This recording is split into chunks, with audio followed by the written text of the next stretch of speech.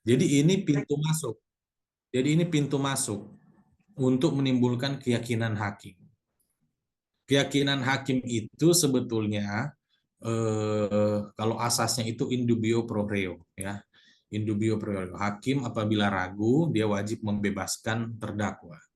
Nah, dalam teori kalau keyakinan ini disebut beyond reasonable doubt, ya. Simpelnya itu keyakinan yang harus utuh, yang harus bulat. Tidak boleh ada keraguan-raguan sedikit pun. Jadi suatu kasus sebenarnya kalau masih ada pertanyaan yang mengganjal, ya, pertanyaan yang reasonable, ya, yang beralasan gitu, ya, maka kasus itu belum cukup meyakinkan sebenarnya. Nah, ini sebetulnya di kita masih masih kurang orang memahaminya gitu loh. Jadi orang tuh kalau teman-teman lihat itu mengacunya pokoknya dua alat bukti aja, dua alat bukti, titik gitu. Padahal tidak cukup dengan dua alat bukti. Dan tidak hanya dua alat bukti gitu. Haruslah dua alat bukti yang sah gitu, ya. Harus dua alat bukti yang sah, bukan dua alat bukti doang, tapi harus sah. Apabila tidak sah, maka itu tidak bisa dijadikan alat bukti, tidak bisa dipertimbangkan. Nah, kalau tidak ada alat buktinya, bagaimana hakim mau yakin? Cuma memang kekeliruan kita adalah kalau soal alat bukti ini dianggap misalnya surat, ya. Surat diperoleh misalnya tanpa ada surat penyitaan dari pengadilan. Terus orang ajui, terus apa namanya, dianggap kalau soal begitu itu objeknya pra peradilan, penyitaan tidak sah gitu kan. Akhirnya dibawa ke pra peradilan ternyata ditolak. Terus kemudian ketika disinggung lagi di pokok perkara, itu dibilang, oh ini sudah pernah diuji di pra peradilan dan ditolak. Sebetulnya nggak begitu. Itu keliru, itu kekeliruan kita. Perkara yang diajukan ke pengadilan, ya, ke pra peradilan misalnya soal penyitaan yang tidak sah, itu memang output putusannya adalah penyitaannya tidak sah. Oke, kalau memang terbukti misalnya, ya, tidak sah gitu kan, nggak sesuai prosedur gitu.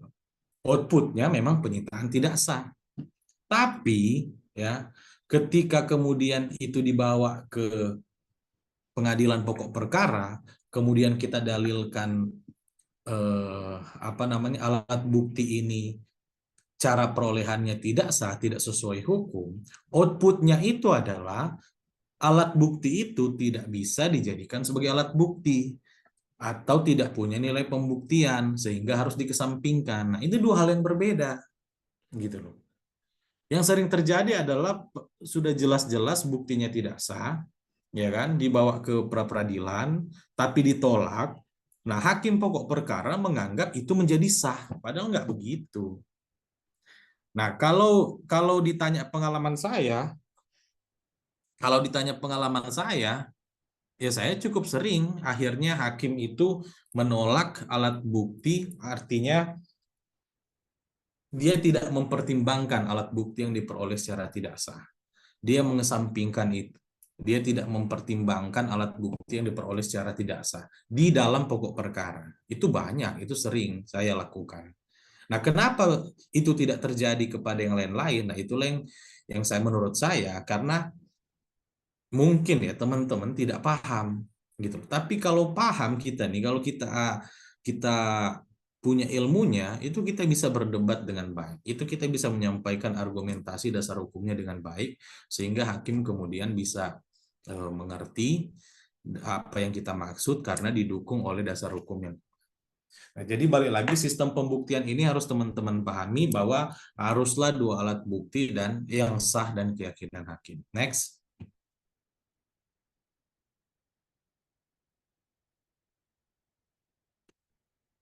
Nah, alur mekanisme peradilan pidana ini juga teman-teman harus pahami, ya kan, urutan-urutannya agar tidak bingung, agar tidak tersesat.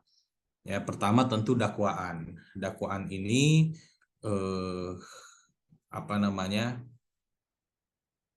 adalah uraian singkat kejadian, tempus locus dan identitas pasal yang dituduhkan. Ya, simpelnya cerita versi jaksa lah. Ini terdakwa ini kita dakwa karena alasannya begini-begini. Pada hari sekian, jam sekian dia dia begini, dan seterusnya. Nah, keberatan kemudian kita, sebagai lawyer kita bisa mengajukan keberatan atau eksepsi. Ya, eksepsi ini kalau secara teori ya itu hanya bicara formil kayak dakwaan kabur, kayak identitasnya keliru, kayak kewenangan mengadili gitu. Tapi sebenarnya dalam praktek eksepsi atau keberatan ini itu punya manfaat yang luar biasa gitu. Manfaatnya adalah sebenarnya untuk memberikan gambaran yang utuh terhadap suatu kasus kepada si hakim gitu loh. Jadi kalau teman-teman pernah bersidang atau pernah lihat dakwaan, dakwaan itu kan isinya uraian kronologis, ya. Nah, di dalam eksepsi itu kita harus juga bikin kronologis versi kita, gitu loh, versi terdakwa. Nah, agar apa? Agar hakim itu ketika membaca berkas, ya, baca eksepsi kita, itu adalah dari awal dia membaca eksepsi kita, dia tahu bahwa cerita yang dibangun oleh jaksa dalam dakwaannya itu ternyata dibantah dari awal.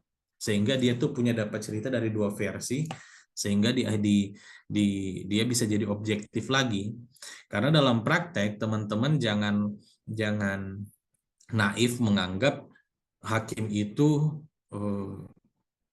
objektif gitu. Artinya kosong gitu kepala dia ketika mengadili perkara. Enggak, dia sudah baca kasus, dia sudah baca dakwaan, sementara dakwaan itu isinya adalah cerita versi jaksa, ya. Jadi ketika dia duduk mau sidang, itu dia udah berat sebelah sebenarnya, ya kan?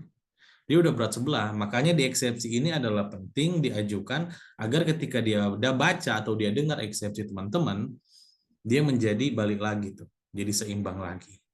Nah, tujuannya memang bukan untuk menang eksepsinya gitu loh. Tujuannya bukan itu. Tujuannya adalah agar hakim mendapat kronologis atau cerita versi terdakwa sehingga kemudian ini menjadi seimbang lagi gitu loh. Hakim itu menjadi paham cerita dua, jadi dari dua belah sisi.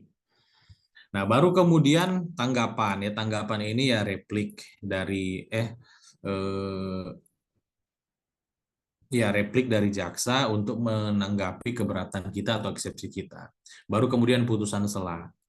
Ya, putusan sela ini untuk menguji eksepsi itu, apakah benar hakim tidak berwenang, pengadilan tidak berwenang, atau kabur, atau apalagi itu tidak punya legal standing dan seterusnya.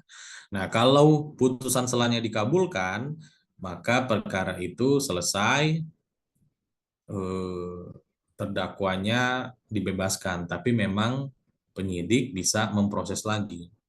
Tapi kalaupun ditolak, itu masuk kepada pembuktian. Nah, pembuktian inilah yang nanti akan kita bahas selanjutnya.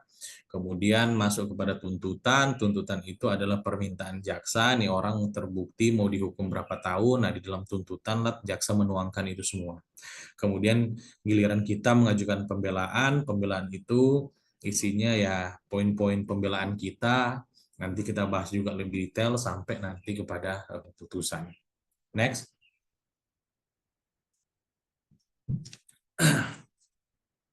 Nah, pihak-pihak yang terlibat dalam perkara peradilan pidana itu, ini kita bicara khusus pengadilan ya. Berarti jaksa atau penuntut umum itu sebagai pihak yang mendakwa atau menuntut, hakim yang memeriksa, mengadili dan memutus, advokat sebagai pembela. Jadi kenapa saya sampaikan ini? Jadi balik lagi biar teman-teman paham dulu konsepnya. Sehingga kemudian pola berpikirnya ke depan itu menjadi clear gitu. Banyak orang yang saya temui, teman-teman pengacara bahkan, dia lawyer, tapi cara berpikir dia kayak jaksa. Jadi ketika dia baca dakwaan yang jaksa buat, dia malah bilang, oh iya udah bener ini. Udah benar ini, udah salah ini klien ini. Lah, Nah, itu aneh menurut saya. Tapi saya bisa mengerti karena mungkin ya itu karena dia tidak paham konsepnya secara utuh seperti yang saya mau bagikan ini. Kalau teman-teman adalah advokat ya, maka perspektifnya itu adalah harus perspektif pembela ya. Secara teknisnya adalah jadi teman-teman harus bisa mengkritisi dakwaan itu, bukan malah mengiyakan gitu loh. Tapi harus dikritisi apa yang salah di sini, apa yang keliru di sini. Di situ kita serang. Nah, begitu loh. Harus cara berpikirnya. Jadi harus cari apa yang kelemahan-kelemahan dalam dakwaan itu atau kelemahan-kelemahan dalam eh, poin-poin si jaksa. Itu yang harus dikejar. Itu yang harus dikejar. Jadi bukan kita jadi mengiyakan dakwaannya. Oh ya udah nih, gitu kan. Udah benar lah ini dakwaan jaksanya. Udahlah ngaku aja lah. Udahlah ikutin aja lah. Tidak seperti itu, gitu. Tidak seperti itu. Jadi harus cari apa kelemahan-kelemahannya di situ. Kemudian teman-teman serang gitu. Next.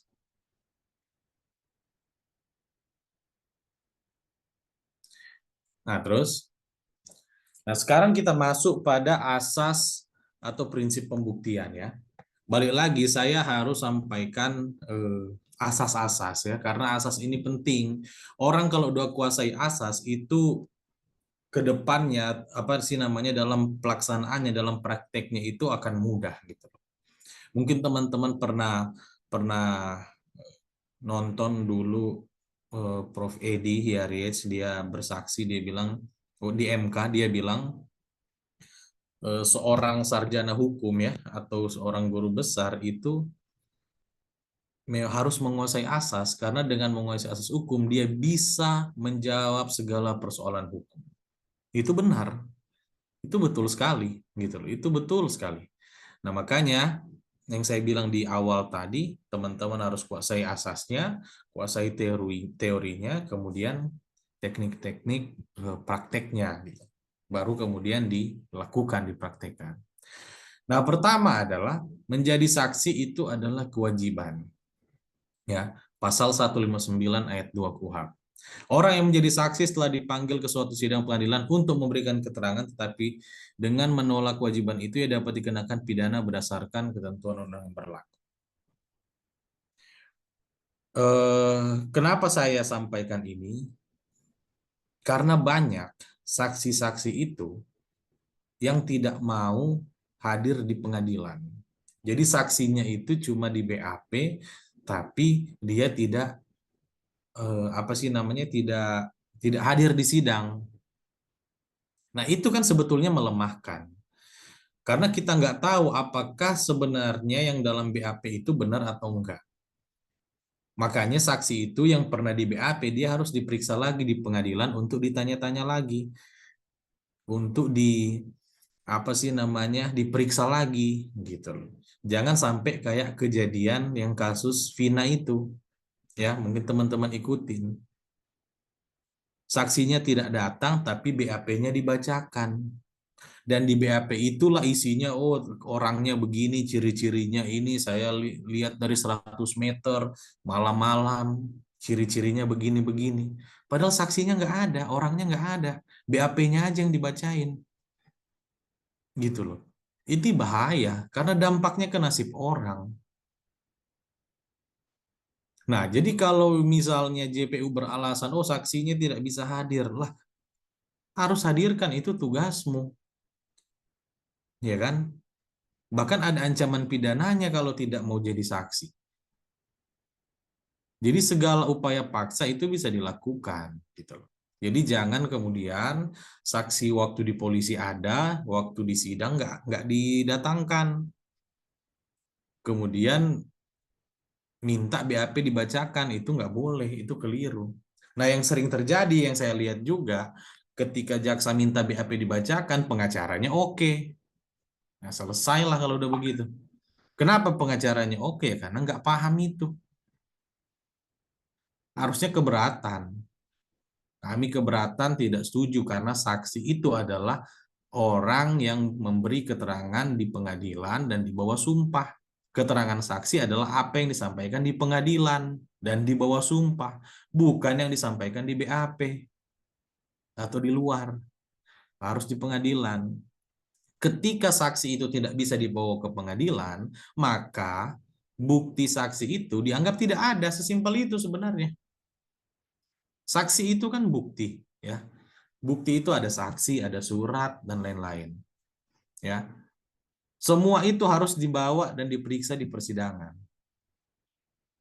Kalau buktinya saksi, bawa saksinya di persidangan. Kalau tidak bisa dihadirkan, berarti nggak ada saksi itu. Begitu juga surat. Kita bilang ada surat perjanjian, bawa suratnya ke pengadilan. Mau di luar itu, mau di luar surat itu sebenarnya ada, tapi kalau nggak bisa dibawa ke pengadilan ya dianggap surat itu tidak ada. Sesimpel itu sebenarnya. Nah, cuma ini kita karena tidak paham ya, ketemu sama yang nggak paham juga ya selesai lah, kacau lah semua jadinya. Nah, next.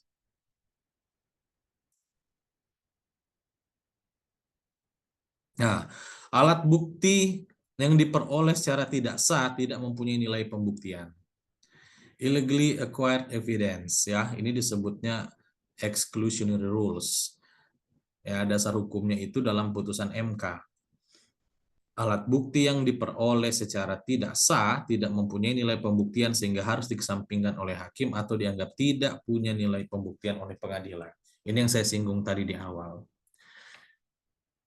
Jadi bukti itu harus diperoleh secara sah. Apabila tidak sah, keliru kemudian kalau kita bilang di dalam pokok perkara kita bilang hakim bukti ini tidak sah karena diperoleh secara melawan hukum bla bla bla. Kemudian hakim bilang bukti ini harus diterima karena kalau mau mengungkit atau mempersoalkan apa namanya ketidaksahannya itu forumnya di pra peradilan bukan di pokok perkara. Itu keliru.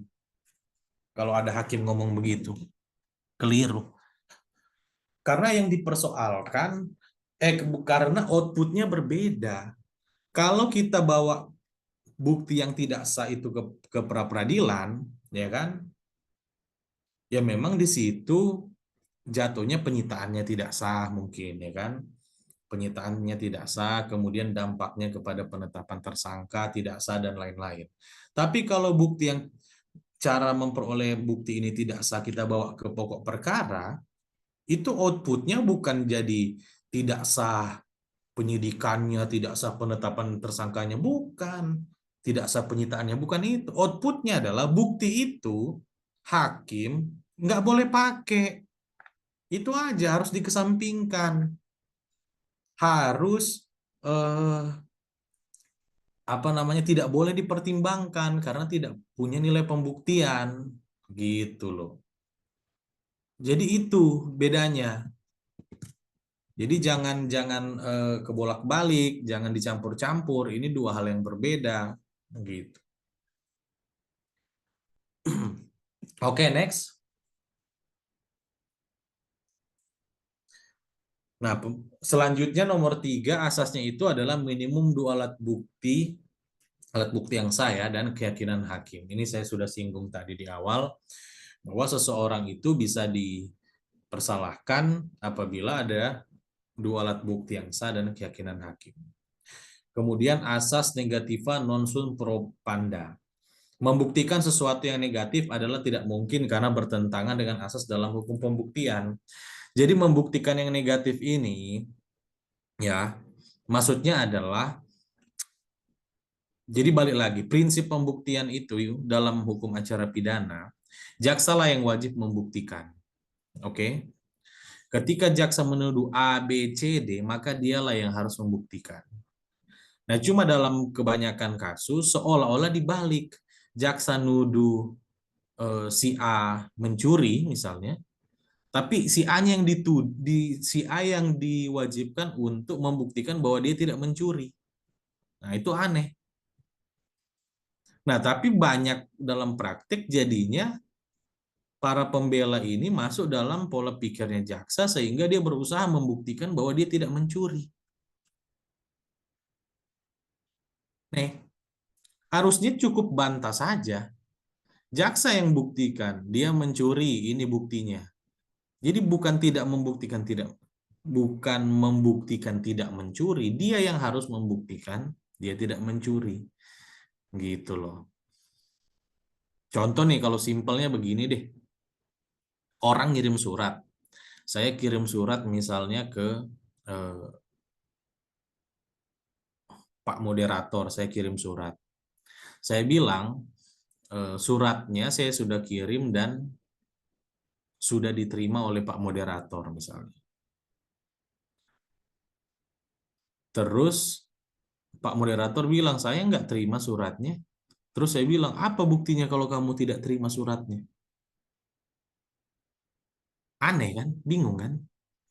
Harusnya saya yang ditanya, mana buktinya kamu sudah kirim dan sudah diterima suratnya? Dengan tanda terima misalnya, ya kan? Gitu. Bukan dibalik, apa buktinya kalau kamu tidak terima? Nah, inilah maksud asas ini. Tidak boleh ya, yang tidak itu dibuktikan. Justru yang menyatakan sesuatu itulah yang harus membuktikan, bukan yang tidak. Kalau begitu repot. Kalau tidak, inilah maksudnya asas ini agar apa? Ya biar tertib bahwa yang membuktikan itu yang menyatakan sesuatu, yang menyatakan ada gitu. Bukan yang menyatakan tidak ada. Karena kalau nggak ada asas ini, nanti dibolak-balik. Gue tangkap aja suka-suka gue. Orang nyuri gue tangkap. Nanti dia yang membuktikan bahwa dia tidak mencuri. Kalau dia tidak bisa membuktikan dia tidak mencuri, ya berarti dia mencuri. Nah, itu kan fallacy. Itu sesat. Makanya itu diatur dengan asas ini. Gitu ya. Cuma ya banyak juga yang tidak memahami asas begini sehingga jadinya berdebatnya tidak tidak fair, tidak bagus. Jadi masuk ke dalam prosedur pembuktian yang keliru, malah jadi kita yang disuruh membuktikan yang tidak kita lakukan, kan aneh gitu. Next, baru asas yang kelima, hal yang secara umum sudah diketahui tidak perlu dibuktikan, not verbatim. Ya ini misalnya kayak bank, ya semua orang tahu tutup hari Minggu misalnya, atau instansi-instansi pemerintah yang seperti itu tidak perlu dibuktikan karena sudah diketahui secara umum. Satu saksi bukan saksi. Ini juga berarti minimal saksi itu harus dua, baru dia bisa menjadi bukti saksi gitu. Kalau satu doang itu nggak bisa. Pengakuan tersangka atau terdakwa saja tidak menghapuskan kewajiban penyidik atau penuntut umum membuktikan kesalahan tersangka atau terdakwa. Jadi tidak boleh berdasarkan pada pengakuan. Intinya penyidik atau jaksa harus punya bukti, tidak boleh hanya bergantung pada pengakuan dari si tersangka atau terdakwa. Beban pembuktian ada pada JPO. Wah, ini saya sudah singgung tadi. Keterangan tersangka terdakwa hanya mengikat bagi dirinya. Gitu. Next. Oke, next. Sekarang hak-hak tersangka atau terdakwa.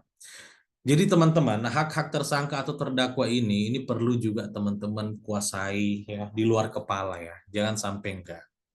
Karena bagaimana kita mau bela orang, mau bantu orang, hak-haknya aja kita nggak tahu, gitu loh. Hak-haknya aja kita nggak tahu. Gimana klien itu bisa dibantu, lawyernya aja nggak tahu hak-haknya si tersangka atau terdakwa. Ini harus dipahami di luar kepala. Sehingga kemudian dalam nanti membela atau mendampingi kita nggak dibego-begoin gitulah ya, nggak di eh, giring sana kemari gitu loh, karena kita tahu aturannya ada yang mengatur hak-hak dari klien gitu. Nah, yang pertama adalah berhak meminta untuk diperlihatkan surat tugas ketika tersangka ditangkap dan ditahan. Itu pasalnya di situ 18 ayat 1 KUHP. Berhak mendapatkan surat perintah penangkapan dan surat perintah penahanan. Berhak memohon pengalihan jenis penahanan. Berhak segera perkaranya diadili pengadilan. Berhak minta penjelasan mengenai tindak pidana yang disangkakan dan didakwakan kepadanya dengan bahasa yang dimengerti. Berhak memberikan keterangan secara bebas di semua tingkat pemeriksaan dalam proses peradilan. Berhak mendapat bantuan hukum. Next. Berhak mendapatkan kunjungan dari keluarga, dokter pribadi, dan seterusnya. Berhak mengusahakan dan mengajukan saksi atau orang yang memiliki keahlian khusus. Berhak mengajukan permohonan penangguhan penahanan, berhak untuk diadili di sidang yang terbuka untuk umum, berhak mengajukan pra peradilan, mendapat BAP, berhak mengajukan banding, kasasi, dan upaya hukum, berhak menuntut ganti rugi dan rehabilitasi. Next. Nah, jadi yang tadi itu teman-teman harus kuasai. Hak-hak tersangka, hak terdakwa itu harus dikuasai. Nah, sekarang adalah teori kasus dan strategi pembelaan. Ya, next. Jadi teori kasus ini itu nggak ada dipelajari di Indonesia ya. Ini saya belajarnya juga dari kursus waktu itu saya ikut di mana Columbia University. Tapi kalau di Amerika ini udah diajarin dan dan wajib gitu loh. Kalau kita tuh kan kayak nggak jelas ya mana-mana gitu loh. Jadi pola pikir kita nih lawyer ini nggak jelas gitu. Makanya wajar kalau pembelaannya itu jadi nggak maksimal gitu loh. Nah, tapi sebelum bahas teori kasus, kita harus paham dulu ada tesis besar dalam dalam hukum gitu ya, dalam artian ketika kita membela suatu perkara. Yang pertama itu fakta, kemudian unsur-unsur pasal, maksud, niat, dan prosedur. Jadi kalau teman-teman sebagai lawyer dan ingin membantah suatu dakwaan ya atau ingin menyusun pembelaan, ini harus benar-benar dipahami nih, poin-poin ini. Faktanya, unsur-unsurnya, maksud atau niatnya atau prosedurnya. Contoh nih ya. Contoh dalam suatu kasus, jaksa menuduh eh, si A, ya kan, si A itu mencuri HP-nya si B. Itu faktanya yang disampaikan oleh jaksa. Menurut jaksa, A mencuri HP-nya B. Bagaimana cara kita membantah fakta itu? Bukan bagaimana ya. Kalau kita mau membantah fakta itu, berarti apa? Berarti B tidak mencuri, ya kan? A tidak mencuri HPB itu. Jadi tesis antitesisnya gitu. Paham ya? Tesis antitesisnya. A mencuri HPB. Jadi kalau kita mau bantah faktanya itu, B tidak mencuri, A tidak mencuri HPB gitu.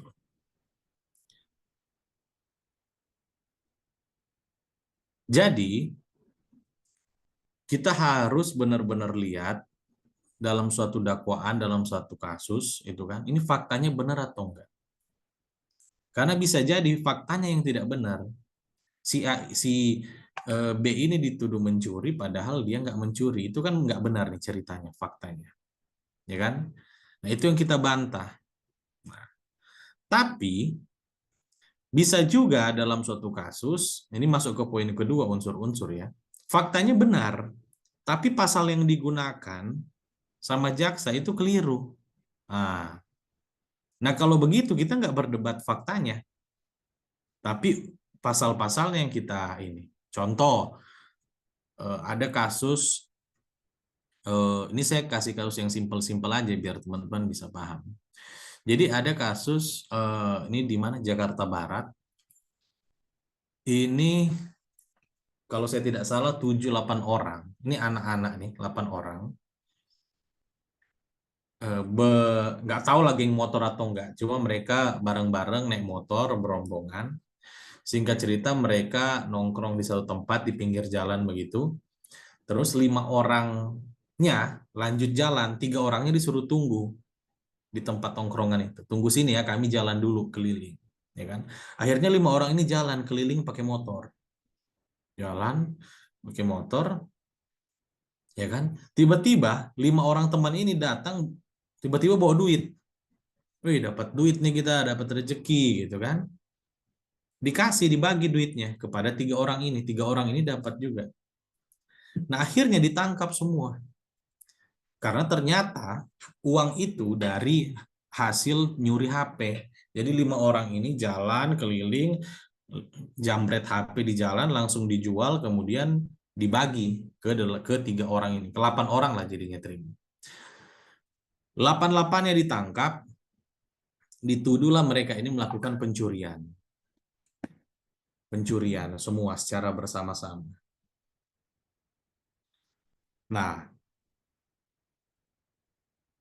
secara fakta benar diuraikan bahwa 5 orang ini yang pergi jalan, 3 orangnya tinggal, tapi dicuri HP-nya, dijual, kemudian hasilnya dibagi, gitu loh.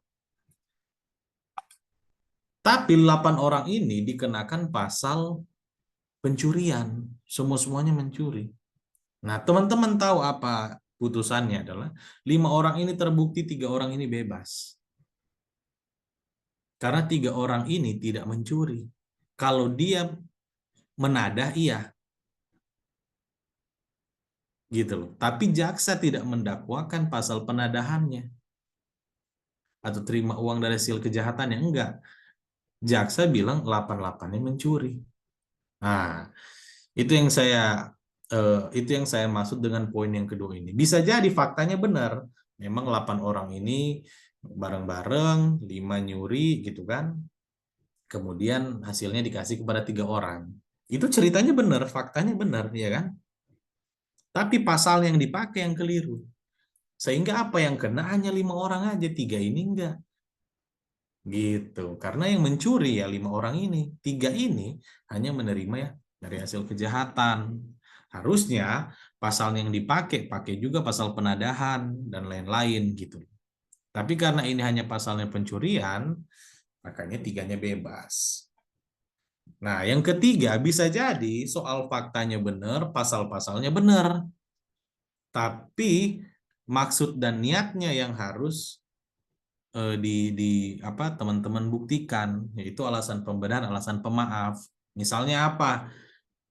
Misalnya kasus pembunuhan, ya. Faktanya benar si A ini bunuh si B.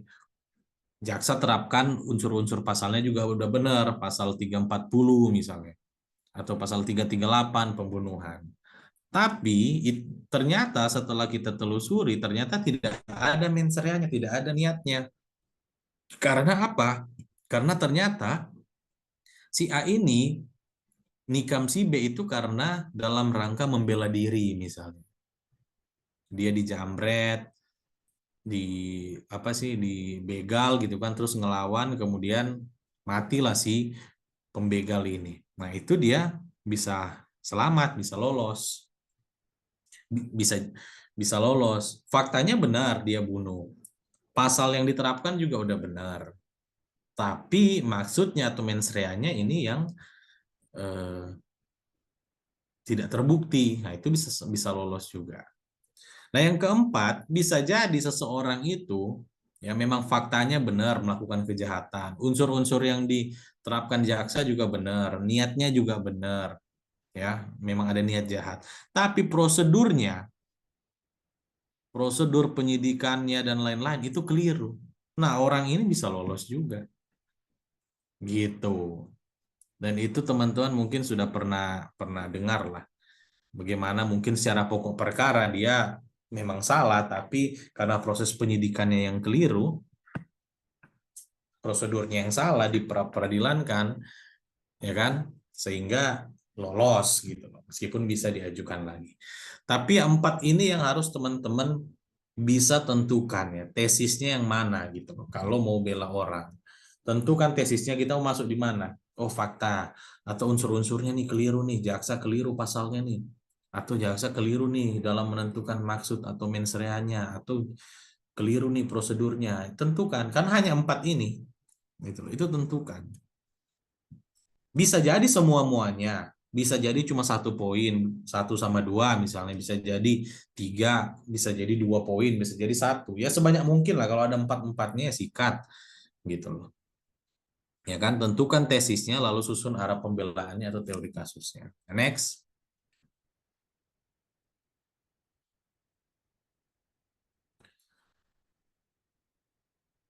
Nah, kalau sudah nentuin tesisnya apa, ya kan, kita buat teori kasusnya. Teori kasus adalah argumen dari sisi Anda sebagai pengacara untuk membebaskan klien Anda dari tuduhan yang harus Anda buktikan dan disertai dasar hukumnya. Misalnya nih, klien Anda terdakwa dituduh melakukan tindak pidana penipuan karena tidak membayar utang. Teori kasusnya adalah terdakwa tidak melakukan penipuan melainkan ingkar janji atau prestasi yang berarti masuk ranah hukum perdata sehingga berdasarkan aturan hukum yang berlaku perkara perdata tidak bisa dipidana. Itu teori kasusnya. Jadi bikin satu kalimat gitu loh yang menyerang jantungnya sesuai dengan tesis-tesis tadi yang saya bahas sebelumnya. Ya kan? Nah, ini saya buat contohnya, misalnya klien Anda dituduh melakukan penipuan, teori kasusnya terdakwa tidak melakukan penipuan, melainkan ingkar janji atau prestasi. Nah, bukti yang mendukung teori kasus itu, ya, misalnya ada dua saksi dan ada surat perjanjian misalnya. Jadi jelas ada teori kasusnya, ada buktinya, baru kemudian dasar hukumnya. Nah, dasar hukumnya apa? Misalnya pasal 19 ayat 2 Undang-Undang HAM. Tidak seorang pun atas putusan pengadilan boleh dipidana penjara atau kurungan berdasarkan atas alasan ketidakmampuan untuk memenuhi suatu kewajiban dalam perjanjian utang piutang. Kemudian jurisprudensi, putusan MA nomor sekian-sekian, sengketa utang piutang adalah merupakan sengketa perdata. Putusan selanjutnya dan seterusnya dan seterusnya. Sengketa perdata tidak dapat dipidanakan. Next. Nah, begitulah contohnya yang harus teman-teman buat. Jadi kalau sudah begini, ya, itu udah enak bela orang tuh. Kita udah tahu yang harus kita buktikan tuh poinnya ini aja, karena ini jantungnya. Jadi pembelaan itu jadi fokus, jadi simple, karena langsung ke jantungnya. Dan kita tidak masuk kepada perdebatan-perdebatan yang sifatnya tidak substansi gitu. Jadi perintilan-perintilan, informasi-informasi yang nggak penting. Padahal sebenarnya cukup cari apa yang menjadi tesis utamanya, yang saya bilang tadi, 4 poin tadi. Terus bom di situ, gitu loh. Bombardir di situ. Karena itulah jantungnya. Itulah jantungnya. Once itu bisa dibantah atau bisa dibuktikan, udah selesai urusan. Gitu. Kita ini banyak suka masuk kepada logika berpikirnya jaksa, ya, padahal itu tidak perlu di apa ya, terlalu jauh masuk ke sana. Kita fokus kepada argumentasi kita, teori kasus yang kita buat saja gitu. Nah, selanjutnya adalah strategi membela klien di persidangan. Jadi tadi kita sudah bahas soal yang namanya asas teori gitu ya. Itu tadi itu konteksnya soal asas dan teori-teori yang harus dikuasai. Teman-teman harus pelajari dan kuasai itu. Sekarang masuk kepada tataran praktek, ya, tataran praktek. Strategi membela klien di persidangan. Nah, yang pertama, kuasai hukum acara, ya. Baca tuh hukum acara, acara pidana dan lain-lain itu harus dipelajari. Tujuannya adalah agar tidak ada hak-hak hukum klien yang dilanggar. Kalau kita nggak pelajari hukum acara, nggak kuasai, ya, bagaimana kita mau tahu hak hukum klien kita dilanggar atau enggak? Kita aja nggak tahu hak-haknya yang mana. Kita nggak tahu hukum acaranya. Maka itulah kenapa harus pelajari, baca hukum acara. Kemudian, dalam sidang, wajib mengajukan eksepsi yang saya bilang tadi. Eksepsi itu tujuannya bukan untuk menang eksepsinya. Syukur-syukur kalau bisa menang. Tapi kalaupun tidak bisa menang, artinya tidak ada poin, ini dakwaannya udah jelas nih. Ini kompetensi pengadilannya juga udah benar. Ya. Bukan berarti tidak ajukan eksepsi, tetap ajukan eksepsi. Karena tujuannya bukan untuk menang eksepsinya, tapi tujuannya untuk membantah kronologi versi JPU. Itu tujuannya. Dan memberi informasi berimbang kepada hakim. Gitu. Selanjutnya yang ketiga adalah kuasai teknik cross examination. Teknik bertanya saksi. Tujuannya untuk menguji keterangan saksi-saksi, ya. Apakah benar atau enggak, dan memastikan saksi menjawab sesuai harapan. Gitu. Jadi sebetulnya ada pepatah bilang orang yang hebat itu bukan orang yang jago menjawab, Ya. Atau orang yang hebat itu bukan dilihat dari jawabannya, tapi dilihat dari pertanyaannya.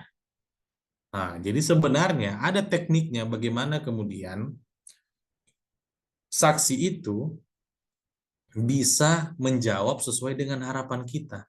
Meskipun saksinya itu bukan saksi di pihak kita. Itu ada tekniknya. Nah, itu nanti saya akan share di sana.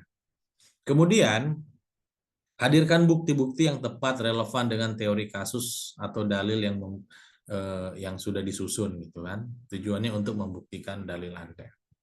Kelima, susun pembelaan yang tepat, sistematis dan meyakinkan, ya. Hakim dan dipertimbangkan. Jadi gini, kadang pembelaan lawyer itu tebal-tebal banget. Tebal-tebal banget, bahasanya ngalur ngidul kemana-mana gitu. Bukan nggak boleh tebal, boleh aja. Tapi kalau bisa singkat dan memang itu inti-intinya, dibikin simple gitu kan, itu lebih baik gitu loh. Itu lebih baik. Singkat, padat, jelas, itu lebih baik. Karena hakim ini juga manusia, dia punya banyak apa namanya, banyak perkara yang harus dia periksa, yang harus diadili. Ya, pasti capek kalau baca yang tebal-tebal. Jadi bikinlah sesimpel mungkin, sesederhana mungkin, ya. Ya kalau memang harus tebal ya ya nggak masalah juga. Tapi bagaimana caranya agar itu memang dia ketika baca hakim itu ngerti gitu loh, ya. Dan harus logos itu artinya logis gitu loh. Semua yang disusun argumentasinya. Kemudian meyakinkan, ya kan? Kemudian bahasanya enak dibaca dan seterusnya dan seterusnya. Next. Nah, alat bukti dan penilaian kekuatan alat bukti. Next. Alat bukti dalam persidangan pidana itu ada 5, ya, keterangan saksi, ahli, surat, eh, sama keterangan terdakwa. Next.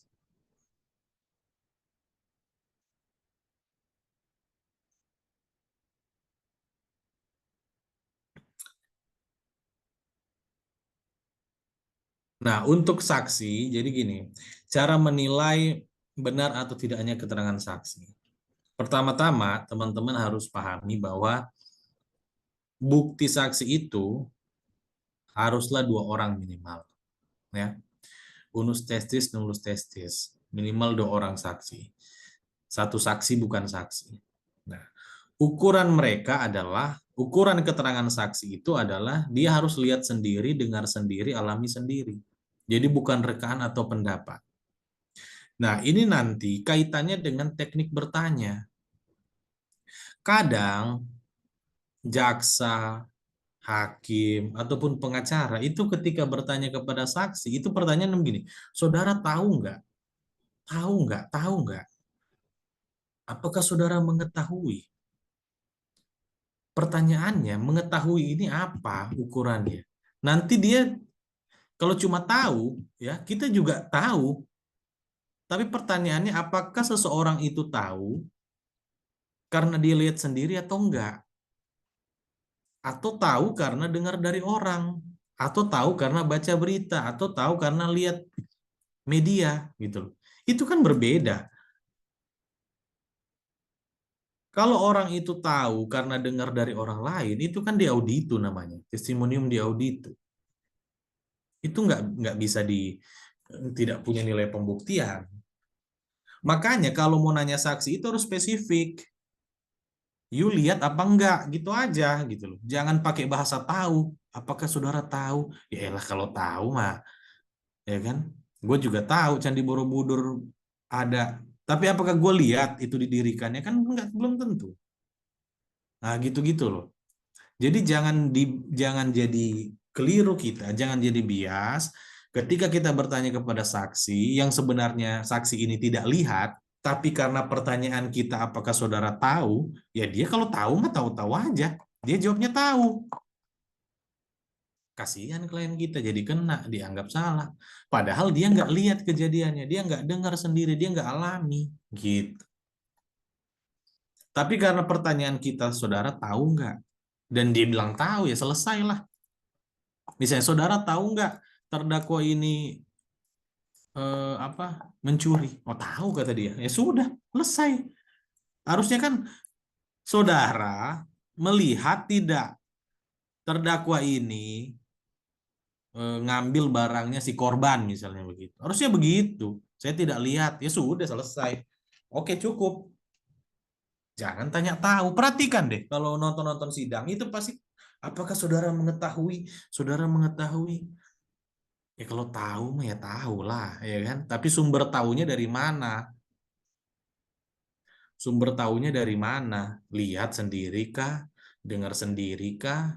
Atau alami sendiri kah? Kan harus begitu. Atau cuma pendapat dia, reka-rekaan dia, dengar-dengar dari orang. Karena kalau dengar dari orang, ya kan, dengar gosip, ya itu namanya hearsay, itu testimonium di audito, itu bedanya, gitu loh. Jadi eh, teman-teman harus mulai mulai jeli dari sekarang. Jangan pakai bahasa tahu nggak, langsung aja lihat sendiri nggak, dengar nggak, gitu kan, alamin nggak, gitu aja. Nah yang ketiga, harus dicek persesuaian keterangan saksi dengan saksi lainnya. Ya, ya artinya misalnya saksinya ada tiga, apakah tiga-tiganya ini ngomong sesuai atau enggak gitu. Kalau yang tiga saksi, satu ngomong A, satu ngomong B, satu ngomong C, beda-beda kan ya berarti itu tidak cukup meyakinkan, ya tidak kuat dia punya keterangan. Persesuaian keterangan saksi dengan alat bukti lainnya gitu. Misalnya apa? Misalnya saksinya bilang penggeledahan hari Senin tanggal 1 Januari misalnya. Tapi dalam bukti lainnya, bukti surat ternyata bukan hari Senin, ternyata hari Jumat, ya kan, tanggal 5 Januari. Nah, itu harus dibentur-benturkan kalau memang eh, keterangannya tidak sesuai dengan alat bukti lain. Kemudian alasan yang mungkin digunakan oleh saksi untuk memberi keterangan tertentu. Jadi harus ditanya juga alasannya. Alasannya. Ya kayak tadi lah misalnya. Cuma kadang orang nggak nyampe ke situ pertanyaannya. Misalnya dia tanya, saudara tahu nggak si A terdakwa ini mencuri? Dia jawab tahu kan? Harusnya digali lagi alasannya apa? Yuk tahu gitu. Lihatkah? Ya kan? Lihat sendiri nggak gitu kan? Dengar sendiri nggak ininya peristiwanya itu atau alami nggak kejadiannya? Harusnya begitu. Alasannya harus digali juga. Jadi nggak cuma sebatas dia jawab tuh sudah, tapi cari tahu alasannya. Kemudian cara hidup saksi, kesusilaan dan latar belakangnya. Nah, jadi saksi itu, jadi kan ada kadang begini ya, di pengadilan saksi itu di apa namanya dicari latar belakangnya.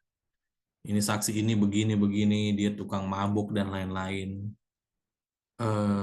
Memang secara ya mungkin secara etis itu nggak tepat. Tapi kalau secara hukum itu dibolehkan gitu loh.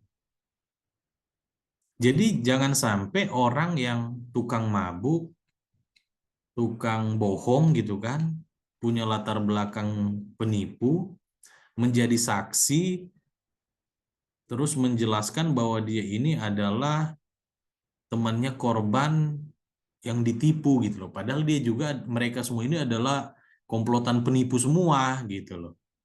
Tukang-tukang bohong semua. Atau misalnya dibilang, oh kami di apa di dipaksa untuk minum minuman keras gitu kan, diancam untuk minum-minum keras. Padahal selatar belakangnya sebelum-sebelumnya memang ini semua orang ini tukang minum, pemabuk semua. Nah, itu tuh harus digali gitu loh latar belakangnya. Jadi akan ketahuan apakah saksi-saksi ini memberi keterangan itu benar atau enggak. Next.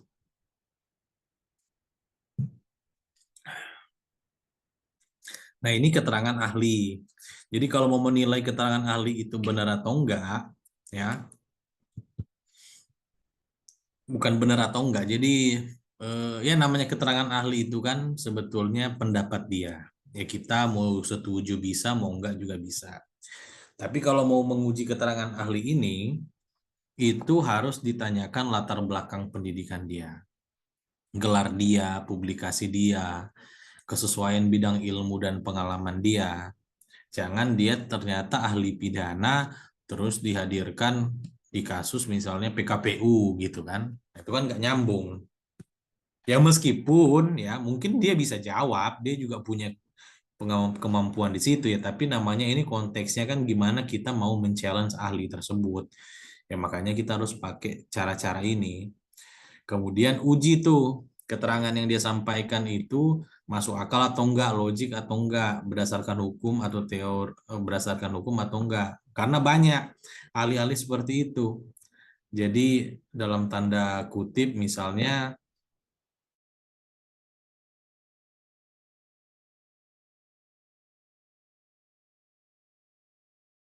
ahli ini ingin membela salah satu pihak aja. Nah, itu diuji. Apakah yang dia sampaikan itu masuk akal apa enggak? Itu ada dasar hukumnya atau enggak, gitu kan? Itu ada dasar teorinya atau enggak? Yang ketiga adalah konsistensinya. Jangan sampai dia waktu di sidang ini ngomongnya A, tapi di sidang berikutnya untuk kasus yang mirip-mirip ngomong B. Nah, itu kan nggak konsisten. Atau dia pernah nulis buku, dia bilang untuk kasus seperti ini harusnya A gitu loh. Nah, waktu dia dijadikan saksi, kasusnya sama seperti yang pernah dia tulis di buku dia, tapi dia ngomongnya B. Itu tidak konsisten. Nah, itu teman-teman bisa challenge di situ sehingga meruntuhkan dia punya ini loh, apa? Ya kredibilitas, dia punya eh, apa? Keterangan sehingga kemudian hakim menjadi ragu dan tidak perlu mempertimbangkan keterangan ahli tersebut. Next, kekuatan alat bukti surat ini ya, bukan alat bukti oleh surat. Ini alat bukti surat. Ya alat bukti surat itu ya secara umum ya adalah surat-surat yang di apa sih namanya yang dibuat oleh pejabat yang berwenang, dikeluarkan oleh lembaga instansi yang berwenang. Isi dari surat tersebut harus benar dan bersesuaian. Next. Petunjuk. Nah, bukti petunjuk ini hanya dapat diperoleh dari keterangan saksi, surat, dan atau keterangan terdakwa. Merupakan kesimpulan yang ditarik oleh hakim. Kewenangan hakimlah yang punya kewenangan melakukan pemeriksaan dan penilaian terhadap kekuatan suatu petunjuk. Jadi petunjuk ini itu hakim ya. Ini penarikan kesimpulan dari persesuaian antara alat bukti satu dan lainnya. Eh, Tidak boleh penyidik atau jaksa itu menggunakan alat bukti petunjuk itu harusnya nggak boleh, apalagi penyidik. Jadi penyidik kalau netapin tersangka itu hanya boleh berdasarkan keterangan saksi, ahli, surat, sama terdakwa. Nggak boleh dia pakai bukti petunjuk. Nggak ada. Nggak boleh. Teman-teman baca KUHP, petunjuk itu hanya kewenangan hakim. Nah, bukti petunjuk itulah kalau teman-teman suka dengar namanya eh apa sih namanya? Aduh, pokoknya yang di kasus ini deh, di kasus Mirna lah. Kan suka jadi perdebatan tuh. Bukti tidak langsung. Ah, ya itu nggak boleh. Bukti itu harus langsung. Nggak boleh nggak. Cuma ya terlalu pinter-pinter semua sih ya. Jadi ya gitulah jadinya. Next.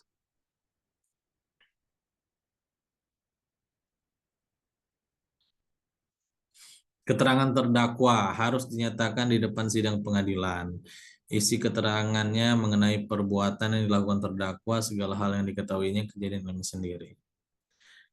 Keterangan tersebut hanya dapat digunakan terhadap dirinya sendiri.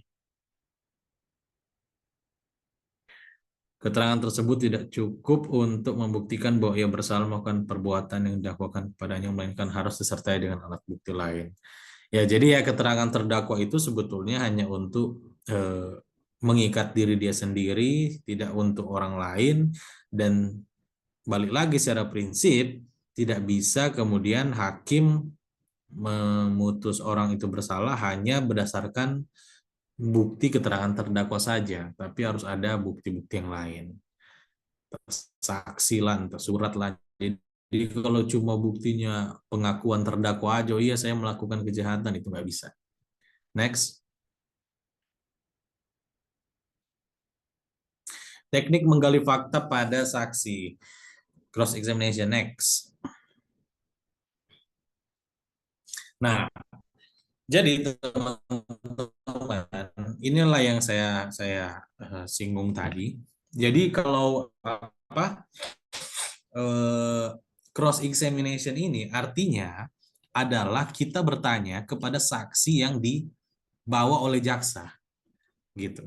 Jadi kita bertanya kepada saksi a charge, oke? Makanya dibilangnya cross. Kita bertanya kepada saksi yang dihadirkan oleh jaksa. Yang secara umum ya kita tahulah kalau saksinya dibawa oleh jaksa, ya kan, itu adalah umumnya adalah yang memberatkan terdakwa semua. Sehingga kemudian perlu teknik-teknik tertentu untuk bisa menggali hal-hal yang benar sesuai faktanya agar itu keluar terucap dari mulut si saksi ini. Jadi pertama ada teknik yang namanya leading question, ya.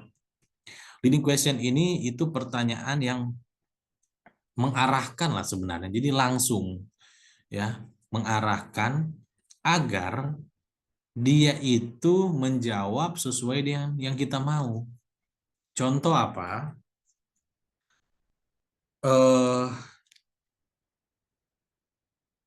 Kita ingin agar terkonfirmasi oleh saksi bahwa misalnya pada tanggal tertentu terdakwa ini membuat perjanjian, ya kan, dengan si korban.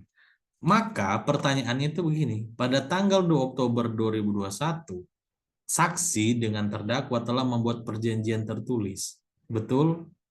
Nah, atau apakah betul? Ya kan? Jadi dia tinggal jawab betul gitu. Jadi yes no answer aja. Nah, kalau dia bilang oh ya betul, udah kan berarti fakta itu udah masuk itu. Benar, diakui oleh saksi benar tanggal 22 Oktober ada buat perjanjian. Nah, kalau bukan leading question, itu modelnya begini. Apa yang saudara atau Anda lakukan pada tanggal 2 Oktober 21? Umum sekali. Nanti dia bilang ya tanggal 2 Oktober saya ke kantor, lalu saya makan di restoran, ya kan, lalu saya balik ke rumah, lalu bla bla bla bla bla gitu. Nah, itu bedanya. Jadi teman-teman harus bisa mencari mana poin yang penting untuk dijadikan fakta agar jadi fakta persidangan, agar menjadi poin-poin dalam pembelaan, itu kemudian ditanyakan kepada si saksi dengan model leading question ini. Next.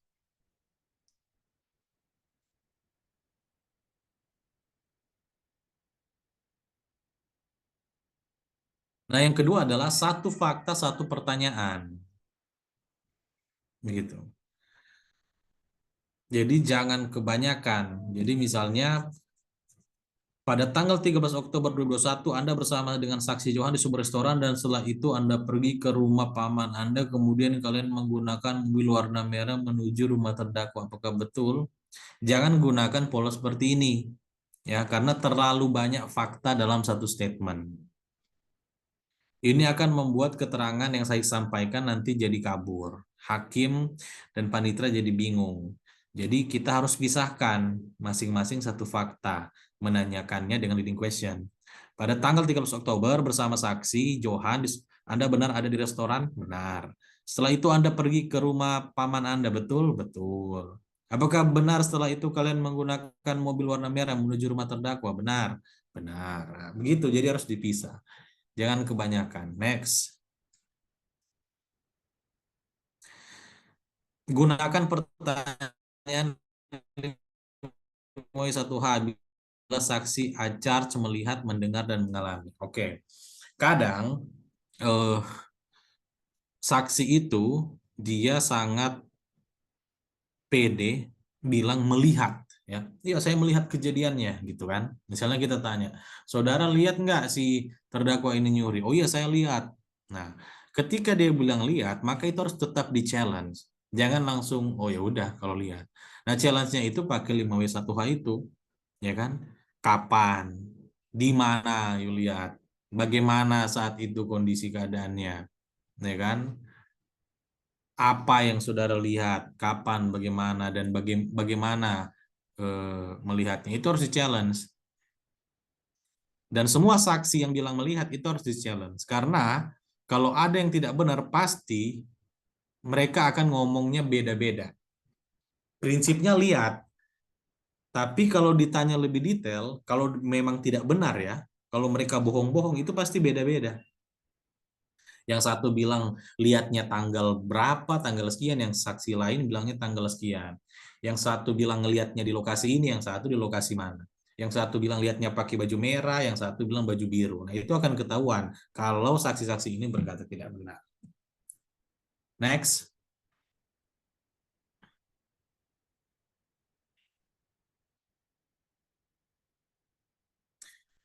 Nah, selanjutnya, teknik menyusun pledoi yang efektif dan meyakinkan. Jadi, secara prinsip, pledoi itu tidak ada dia punya format baku tuh nggak ada. Ya, format baku nggak ada.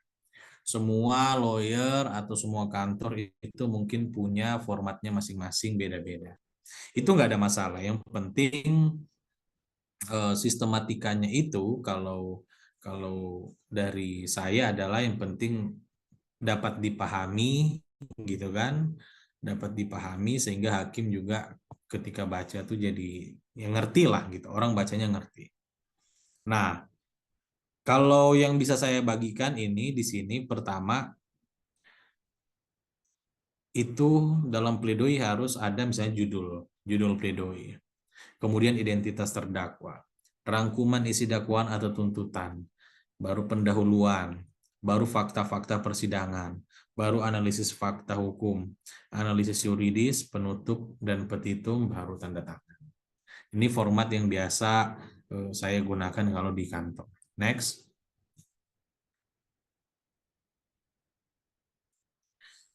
Cara menulis pledoi yang mampu meyakinkan dan menggugah hati hakim. Nota pembelaan tidak perlu tebal-tebal. Saya udah singgung tadi. Ya sebisa mungkin, sesederhana mungkin, setipis mungkin. Bukan berarti nggak boleh tebal loh ya. Tapi kalau yang bisa disederhanakan, ya sederhanakan. Tapi jangan sampai juga karena mau sederhana jadinya dihapus-hapus semua poin-poinnya, nggak gitu juga. Ya bikinlah bahasanya bagaimana agar itu bisa lebih sederhana tapi tidak menghilangkan esensi atau poin pembelaannya. Kemudian gunakan kalimat aktif dan bila perlu gunakan kata atau kalimat kiasan. Kalimat aktif itu contohnya seperti ini. Bola ditendang oleh Budi. Ya, bola ditendang oleh Budi itu kalimat pasif itu. Nah, hindari yang begitu-gitu. Jadi dalam kalimat itu tulis saja Budi menendang bola. Nah, gitu. Budi menendang bola, Budi memukul bola. Jangan bola ditendang oleh Budi, bola ditendang oleh Budi, jangan seperti itu. Jadi selalu gunakan kalimat aktif. Orang itu lebih gampang bacanya kalau kalimat-kalimat aktif dan orang lebih mudah paham kalau bahasa kita itu menggunakan kalimat-kalimat yang aktif. Dan bila perlu menggunakan kata atau kalimat kiasan. Ya, maksudnya di sini adalah kadang kita perlu menyantumkan dalam pledoi itu apa ya? Ya, kalimat-kalimat yang menggugah hati, ya kan, kiasan-kiasan, perumpamaan-perumpamaan itu perlu juga. Nah, saya juga banyak mengutip-ngutip ya kata-kata kiasan ini, perumpamaan-perumpamaan, ya kan, quotes-quotes yang intinya relate dengan perkara yang kita sedang tangani.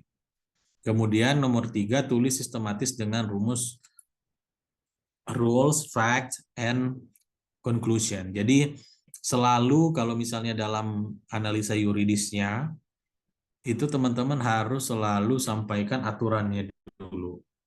Baru faktanya, baru konklusinya. Misalnya begini, misalnya dalam pledoi teman-teman bilang secara hukum,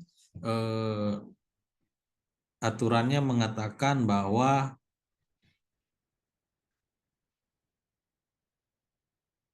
aturannya misalnya bilang berkas perkara harus diberikan kepada dakwaan harus diberikan kepada terdakwa, ya kan? Itu aturannya nih.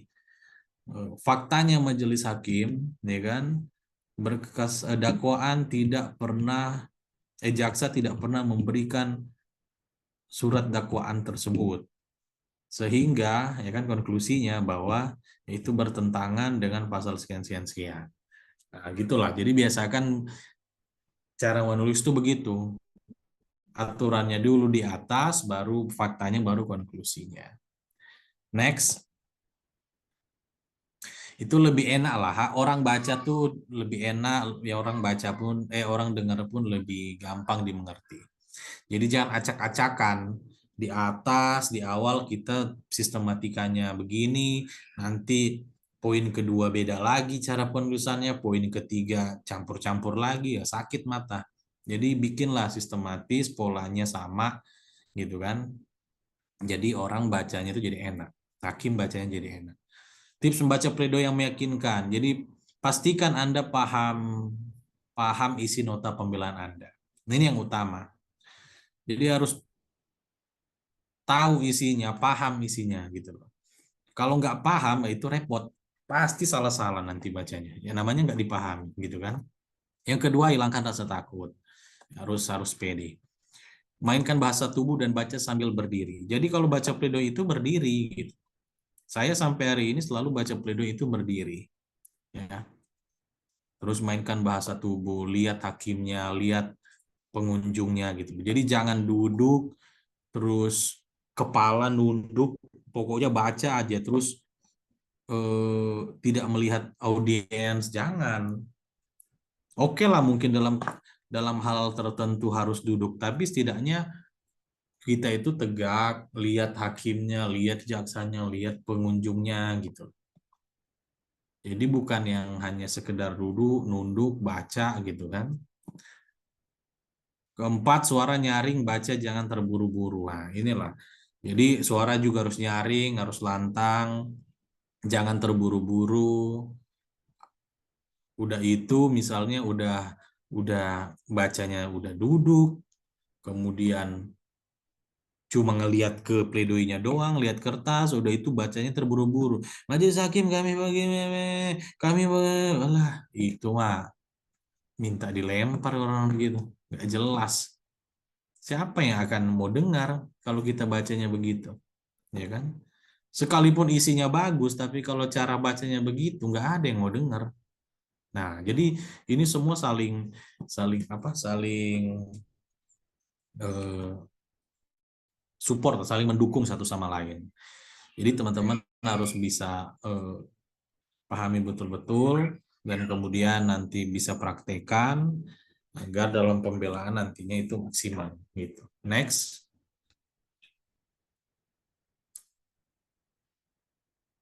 Oke. Jadi sekian itu sementara yang bisa saya bagikan. Kalau ada yang kurang atau masih belum dipahami, teman-teman bisa tanyakan nanti saat kita berdiskusi. Terima kasih.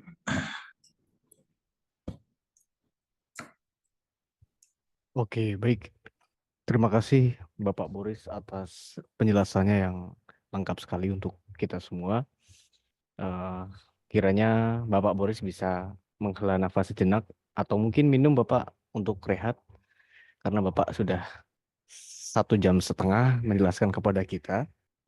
Dan untuk pertanyaan bisa Bapak Ibu bertanya di chat Zoom meeting kita dengan kirim pertanyaan kepada akun pertanyaan dengan kalimat yang efektif dan inti kepada pertanyaan. Kiranya juga mungkin Bapak Ibu bisa raise hand bagi yang hendak bertanya. Kami persilahkan.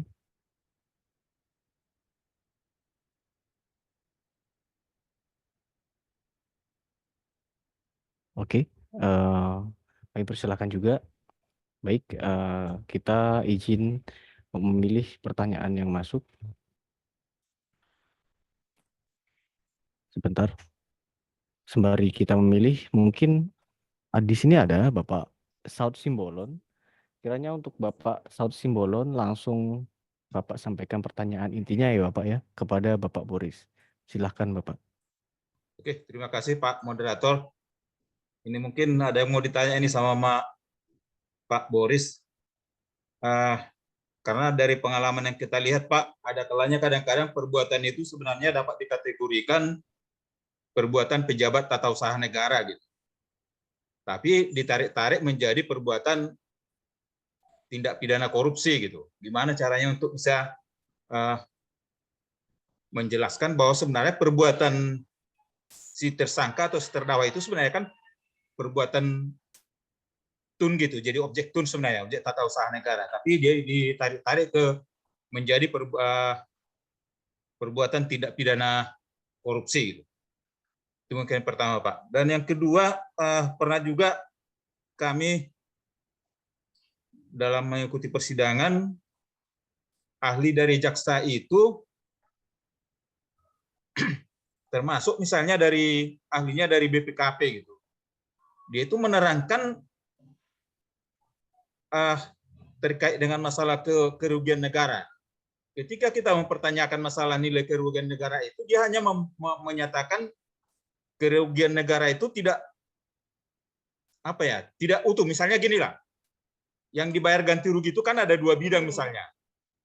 Sementara yang dinilai itu hanya 1 bidang gitu. Yang satu lagi tidak dinilai karena yang satu itu tidak dijadikan jadi tersangka gitu.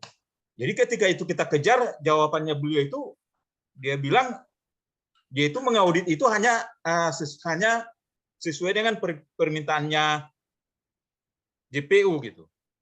Kemudian juga ada ahlinya saya lihat menjelaskan katakanlah ini menyangkut masalah pengertian tanah negara.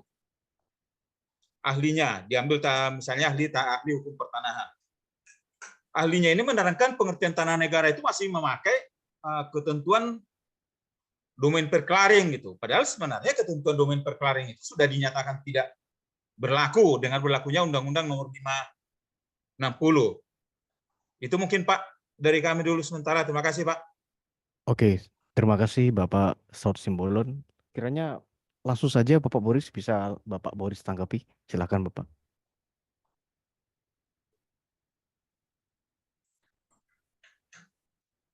Oke, Pak Saud ya. Iya Pak. Jadi gini Pak, memang dalam prakteknya yang Bapak bilang itu banyak sekali Pak ya. Kasus misalnya Tun ditarik-tarik jadi tipikor, kasus misalnya perbankan, perdata ditarik-tarik jadi tipikor. Sebenarnya kalau dari saya, tapi sebelumnya tipikornya apa dulu nih Pak? Kerugian negara kah? Pasalnya apa dulu?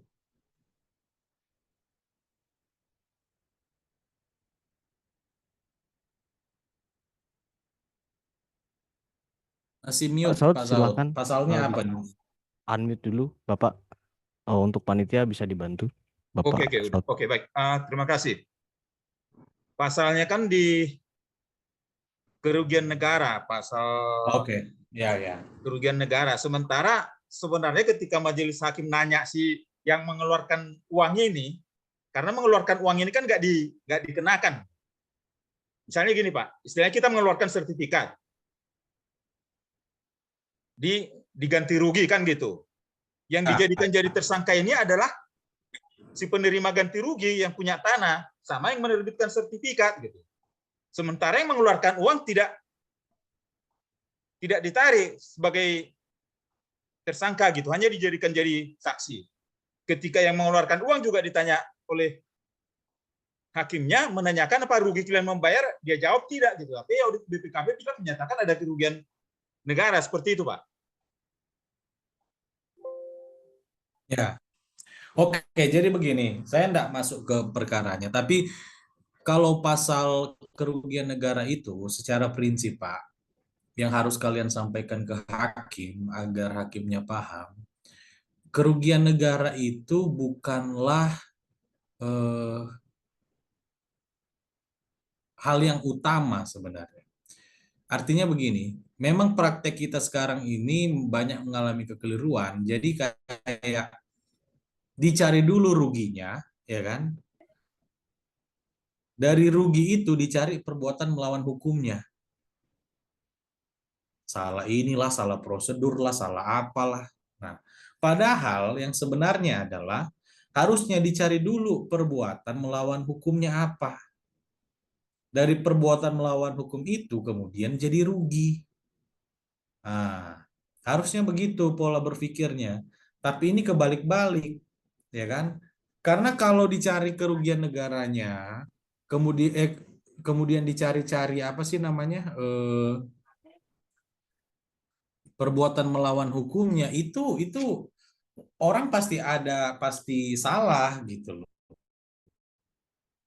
Tapi balik lagi harus dilihat mens reanya. Mens reanya kemudian kaitannya dengan kerugian ditimbulkan. Ya kalau memang dia adalah orang yang harusnya mendapat hak dari penggantian rugi, ya kan? Ya bukan salah dia. Yang harusnya diproses yang bersalah-bersalah itu. Nah, tapi yang saya mau sampaikan adalah ukurannya itu adalah pasal 2 itu harus bisa dibuktikan adanya unsur kecurangan di situ. Perbuatan melawan hukumnya itu harus ada kecurangan. Atau ada konflik of interest, benturan kepentingan. Kemudian harus ada kesalahan yang disengaja. Ya, kesalahan yang disengaja ya. Bukan kesalahan doang. Kalau kesalahan banyak, orang salah, keliru, keluarin ini, itu salah. Tapi harus disengaja atau enggak.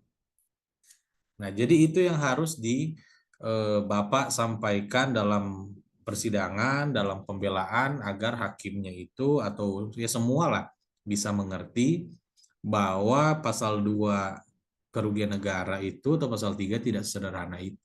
Gitu. Nah, kemudian terkait dengan ahli yang menghitung kerugian, ya bagaimanapun harus bisa di-challenge perhitungan dia itu. Jadi kalau kami biasanya, kalau jaksa menghadirkan ahli, itu kita juga hadirkan ahli. Misalnya dia ahli BPKP, ya kita juga ada ahli dari BPKP juga. Jadi diuji. Ada yang namanya perhitungan audit tandingan lah, kurang lebih seperti itulah. Nah, nanti di situ bisa diuji metodenya, mana yang benar, sehingga mana jumlahnya yang benar. Kayak dulu saya pernah nangani suatu perkara, itu kerugiannya dihitung versi mereka itu 3,5 miliar kerugiannya. Setelah dihitung dari versi kami, itu ternyata cuma 400 juta kerugiannya. Nah, hakim akhirnya menjatuhkan putusan menggunakan kerugian yang 400 juta itu. Sehingga hukumannya bisa jauh-jauh sangat ringan karena kerugiannya ternyata kecil gitu. Gitu kalau dari saya. Oke, baik. Semoga terjawab untuk Bapak Saud. Izin Bapak Boris, kita berlanjut ke pertanyaan yang sudah ada di ruang chat Zoom meeting kita. Sudah banyak beberapa Hmm. puluhan pertanyaan yang masuk. Pertanyaan pertama ada dari beliau bertanya, tidak menyebutkan nama, yang pada intinya, bagaimana langkah kita bila kasus yang kita laporkan di polisi, setelah kita kaji dan analisa, ternyata potensi terpenuhinya unsur pidana itu ada. Tapi baik pihak penyidik mengatakan tidak terpenuhinya unsur. Lalu langkah apa ya Bapak ya yang harus kita lakukan atas ketidakpuasan hasil dari gelar perkara oleh penyidik? Demikian Pak pertanyaannya. Silakan bisa Pak Boris langsung saja tanggapi Pak. Ya, jadi kalau memang ini sangat-sangat praktek sekali ya, tapi kalau secara hukum sebenarnya masyarakat yang membuat laporan itu polisi harusnya tidak boleh menolak ya. Polisi harus menerima laporan tersebut. Nanti kan pada akhirnya akan diselidiki gitu, akan diselidiki apakah ini memenuhi unsur atau enggak. Tapi kalau dalam konteks membuat laporan buat LP secara aturan seingat saya ya di aturan Kapolri gitu ya, itu harus diterima gitu loh, nggak boleh enggak. Cuma memang dalam praktek ya seperti yang Bapak atau Ibu alami ya banyak kita temukan seperti itu, ditolak lah LP ditolak dan lain-lain. Tapi kalau secara aturan harusnya tidak boleh ditolak, diterima saja dulu, nanti ditelaah. Kalau memang tidak ada bukti ya dihentikan, kalau memang ada baru dilanjutkan. Nah, bagaimana kalau misalnya LP itu ditolak? Ya kalau menurut saya bisa mengadu ke eh, ya Propam ya kan atau ke Irwasumnya gitu loh. Ya ke lembaga-lembaga yang diberikan kewenangan untuk mengawasi eh, kerja-kerja instansi kepolisian gitu. Oke, baik. Semoga terjawab untuk pertanyaan tersebut. Eh, izin sampaikan juga beberapa pertanyaan tersebut banyak yang masuk Bapak dan pertanyaan kami filter karena beberapa pertanyaan ada yang sudah terjawab di sesi penjelasan Bapak Boris sebelumnya berlangsung dan ada beberapa pertanyaan yang sama dan ada beberapa pertanyaan yang memang tidak relevan dengan topik pelatihan tentang memenangkan dan menangani perkara pidana di pengadilan sesuai yang Bapak sampaikan. Dan kita lanjut izin pertanyaan tersebut dengan menghemat efektivitas waktu juga Bapak Ibu dan teman-teman kiranya Bapak Ibu dan teman-teman bisa sampaikan pertanyaan tersebut langsung saya tulis di akun Zoom pertanyaan. Kita akan pilih dari pertanyaan-pertanyaan tersebut. Berikut ada pertanyaan dari Ibu Okta Bapak. Izin perkenalkan saya Okta Bapak Boris. Izin bertanya yang pertama, bagaimana untuk memaksimalkan pembuktian di dalam pidana? Karena bukti saksi sangat diperlukan dalam perkara pidana. Yang kedua, bagaimana prosedur mengajukan pengembalian aset atau barang bukti dalam perkara pidana yang dalam hal ini contoh case-nya dalam perkara pertanahan ya Bapak. Dan yang ketiga, apakah parameter seorang penyidik dapat menentukan dua alat bukti yang cukup ya Bapak dalam hal ini? Terima kasih. Kiranya bisa Bapak Boris langsung tanggapi. Silakan Pak.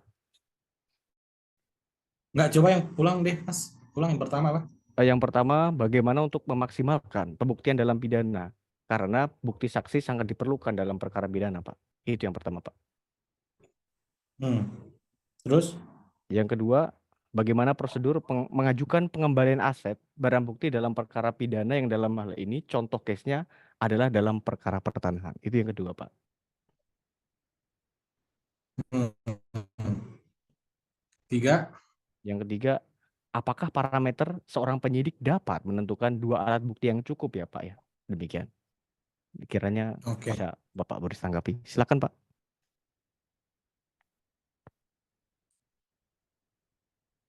Ya, jadi gini, kalau soal maksimalkan bukti dalam persidangan pidana itu yang saya bilang tadi ya, bukti itu akan mengikuti teori kasus yang kita buat.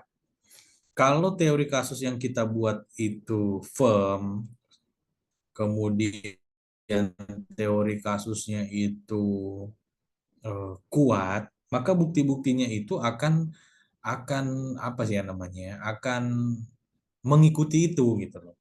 Dan yang harus diingat, memaksimalkan ini sebetulnya ya, kalau yang saya pahami, itu bukti itu tidak harus musuh gudang, musuh abrak-abrak, enggak. Semua itu tergantung teori kasus kita. Kalau teori kasus kita itu adalah sudah mengena ke jantung persoalan, ya, sebetulnya buktinya hanya yang terkait itu saja gitu. Contoh yang tadi saya bilang, misalnya perkara perdata tapi dipidanakan. Terus kita menyusun teori kasus. Teori kasus kita bilang ini adalah perkara perdata karena ada perjanjiannya dan usahanya ada, ya kan, perjanjiannya ada, kemudian tidak bisa membayar itu ya karena misalnya bisnis lagi rugi. Nah, jadi bukti-bukti yang diperlukan itu adalah ya saksi yang bisa menjelaskan itu semua. Oh benar, lihat ada perjanjiannya, ya kan? Oh benar, bisnisnya lagi rugi. Itu saja. Cari 2 saksi atau 3 saksi yang mendukung statement itu, mendukung teori kasus itu. Begitu juga dengan surat-surat yang mendukung statement itu, atau mau lebih maksimal lagi, pakai ahli yang mendukung teori kasus tersebut. Gitu cara memaksimalkannya. Yang kemudian, ya selanjutnya adalah pengembalian aset. Jadi, ya harus dilihat dulu ini pengembalian aset konteksnya apa dulu. Tapi kalau memang aset itu tidak ada kaitan, maka siogianya penyidik atau jaksa atau hakim mengembalikan aset tersebut tanpa diminta. Tapi kalau memang ada kaitan, maka akan ya diproses dulu sampai bisa teman-teman buktikan bahwa aset yang disita itu tidak ada kaitan dengan tindak pidana. Nah, kalau bisa dibuktikan itu, maka aset secara otomatis, secara putusan bisa dikembalikan. Karena dalam beberapa kasus yang kami pegang juga begitu. Di awal perkara korupsi, aset-asetnya klien ini disita gitu kan. Tapi kita bisa buktikan bahwa itu tidak ada kaitannya dengan tindak pidana yang dituduhkan. Aset-aset tersebut diperoleh jauh sebelum tindak pidana yang dituduhkan, tempusnya tidak masuk gitu ya. Kemudian ya tidak ada kaitannya lah. Jadi meskipun dalam proses penyidikan itu sudah disita gitu kan, dalam persidangan, dalam pledoi kita mintakan agar itu dikembalikan kepada terdakwa. Dan putusannya pun mengabulkan itu, dikembalikan kepada terdakwa. Gitu. Yang selanjutnya parameter penyidik untuk 2 alat bukti yang sah. Ya ini memang kelemahan dalam apa sih namanya hukum acara kita ya. Jadi untuk menilai, jadi gini, ukurannya ada 2 alat bukti yang sah ya kan dan meyakinkan itu. Tapi kita sederhanakanlah 2 alat bukti yang sah. Nah, 2 alat bukti yang sah itu memang secara KUHP kita itu untuk menilainya sudah cukup atau enggak itu dalam proses penyidikan adalah kewenangan. Jadi dia yang menilai ini sudah cukup atau enggak. Nah, memang sama undang-undang diberikan hak untuk bisa menguji itu, yaitu di pra-peradilan. Tapi kalau parameter yang jelas tentang penilaian ya, bukan tentang 2 alat buktinya. Kalau 2 alat buktinya, ya kita tahu tentu harus ada saksi, ada surat, dan lain-lain, dan itu harus diperoleh secara sah. Tapi kalau penilaiannya ini sudah cukup atau enggak, itu memang kewenangannya penyidik. Jadi kalau mau mempersoalkan itu, yaitu mengajukan pra-peradilan gitu. Oke, baik. Semoga terjawab untuk Ibu Okta dari pertanyaan yang diajukan. Izin kita berlanjut ke pertanyaan berikutnya, Bapak, dari Ibu Amelia Nur Harisma. Izin bertanya, Pak Boris, pada realitanya seringkali hak tersangka atau terdakwa itu diabaikan, Pak, oleh aparat khususnya polisi. Nah, apakah boleh kita menuntut aparat apabila hak terdakwa tidak dipenuhi? Demikian, Bapak, pertanyaannya. Silakan bisa langsung Pak Boris tanggapi, Pak.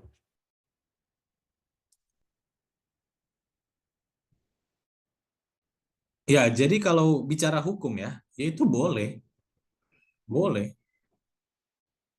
Jadi jadi begini loh, teman-teman harus bisa bedakan eh, prakteknya dengan aturan hukumnya, prakteknya dengan teorinya, dengan asas-asas hukumnya. Secara aturan hukum, asas hukumnya itu bisa. Penegak hukum yang melakukan kesewenang-wenangan, pelanggaran hukum, ya kan, itu bisa dilaporkan atau bisa dituntut seperti itu. Soal nanti bisa diterima atau tidak, nah itu disitulah tantangannya. Tapi secara hukum, hukum memberikan hak untuk itu. Jadi kalau ada hak-hak klien, hak-hak tersangka yang dilanggar, ya kan, itu siapa yang melakukan pelanggaran hukum tersebut itu bisa dilaporkan. Oke, baik. Semoga terjawab untuk pertanyaan dari Ibu Amelia. Berikut masuk pertanyaan dari Bapak Jonathan Manurung, Pak. Izin bertanya, Bapak Boris, kalau di dalam kasus perdata, tetapi di dalam kasus tersebut ada unsur pidananya yang jadi pertanyaannya, apakah lebih baik kasus pidananya dahulu kita ajukan, lebih baik kasus pidananya dulu kita ajukan, baru perdatanya ya Pak ya. Mohon petunjuknya dalam hal ini Pak. Demikian Bapak pertanyaannya dari Bapak Jonathan. Mungkin agak sedikit tricky ya Pak. Silahkan bisa Bapak Boris tanggapi. Jadi harus dilihat ini kasus pidana sama perdatanya apa gitu loh, objeknya apa. Kalau objeknya itu soal tanah, soal kepemilikan, ya, misalnya orang nih saling berebut tanah, dua-dua merasa punya itu tanah, kemudian mau saling lapor penyerobotan, gitu. Itu sebetulnya nggak bisa, harus perdatanya dulu. Jadi harus ditentukan dulu siapa pemiliknya, gitu. Jadi setelah ditentukan pemiliknya yang sah, baru dia bisa lapor pidananya, penyerampasan atau penyerobotan.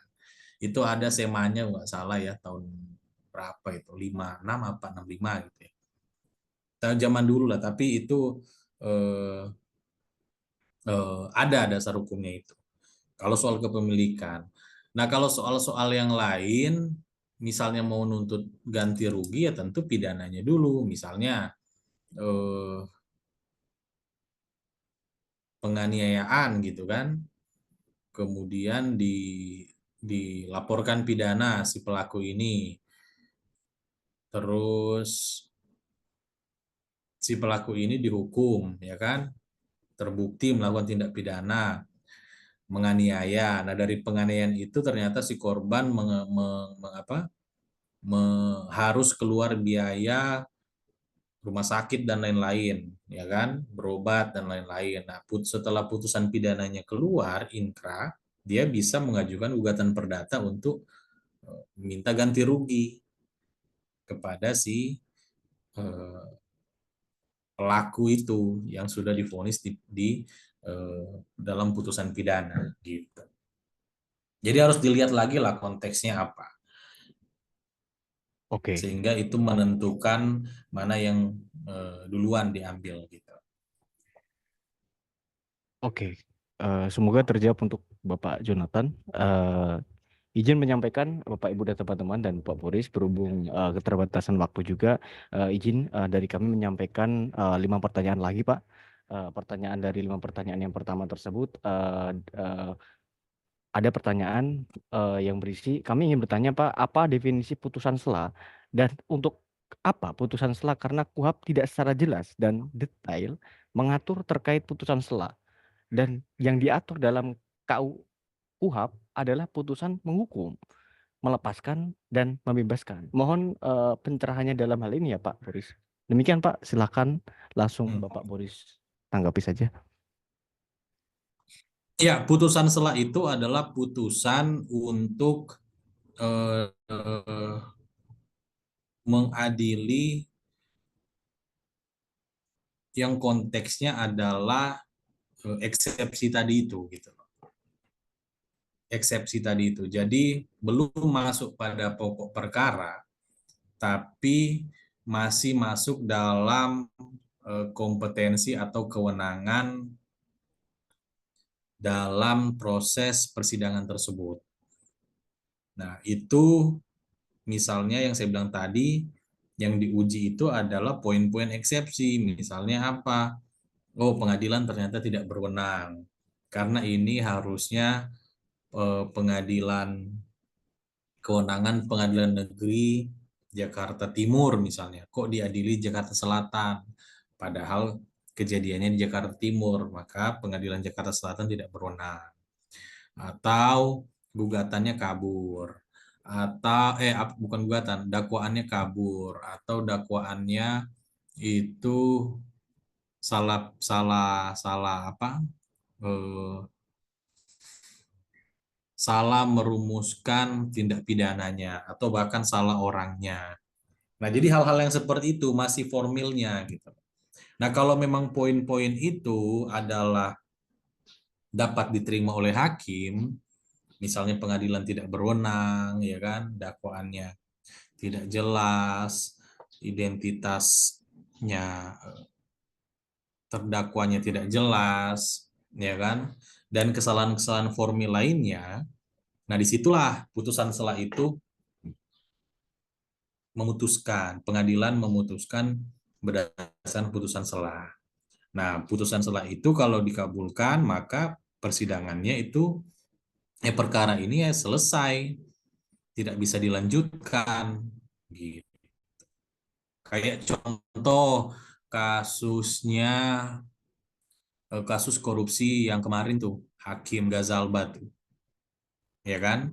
Dia di putusan selahnya, hakim membebaskan dia karena perkaranya ini tidak bisa dilanjutkan sebab jaksa KPK menurut hakim tidak punya kewenangan untuk menuntut perkara tersebut gitu. Jadi belum masuk pada pokok perkara, belum bicara benar si terdakwa ini melakukan perbuatan atau tidak, ini baru bicara kewenangan, kelengkapan, syarat-syaratnya lengkap atau enggak gitu. Oke, baik, semoga terjawab untuk Bapak Ibu yang bertanya tadi. 5 pertanyaan kedua dari Bapak M. Ikrar Unsika, BJM Fakultas Hukum. Hal-hal apa saja ya Bapak ya yang menjadi kendala dalam hal strategi pemenangan perkara pidana di pengadilan menurut Bapak Boris? Terima kasih. Demikian Bapak, silakan bisa Pak Boris tanggapi langsung.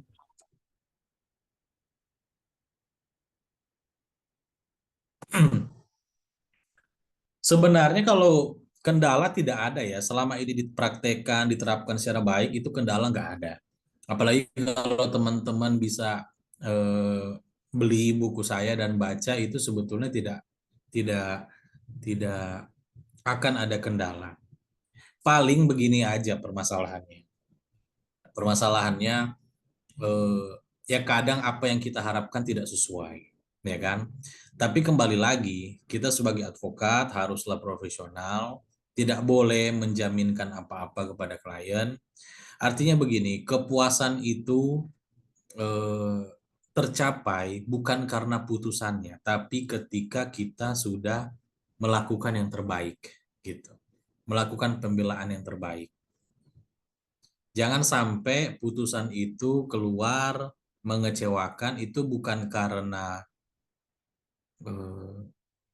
putusannya, tapi karena sebenarnya kita tahu kita belum melakukan yang terbaik gitu loh. Jadi ketika kita sudah lakukan yang terbaik, itu nggak akan ada penyesalan, nggak akan ada rasa apa ya, rasa kalah, itu nggak ada ya. Dan banyak juga kasus-kasus yang kalau pengalaman saya juga ada juga yang tidak sesuai gitu kan. Tapi sebetulnya kliennya jadi malah senang karena yang dia pada akhirnya dia nggak ngelihat putusannya lagi. Dia tuh melihat bagaimana lawyer saya ini bekerja keren banget, profesional banget. Jadi dia senangnya di situ gitu loh. Dia nggak peduli lagi putusannya itu apa hasilnya.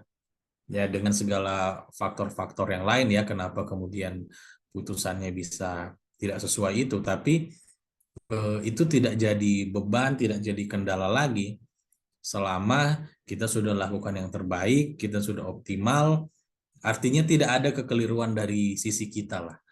Nah, itu kepuasannya sebenarnya di situ, Pak. Oke. Semoga terjawab untuk Bapak Ikrar. Pertanyaan ketiga dari 5 pertanyaan terakhir dari Ibu Efrida Lumban Gaul. Beliau menanyakan Bapak, untuk keterangan saksi bagaimana ya Bapak ya? Menyelidiki kehidupan saksi latar belakangnya, kesusilaannya dalam hal ini. Demikian Bapak. Silakan bisa Pak Boris tanggapi.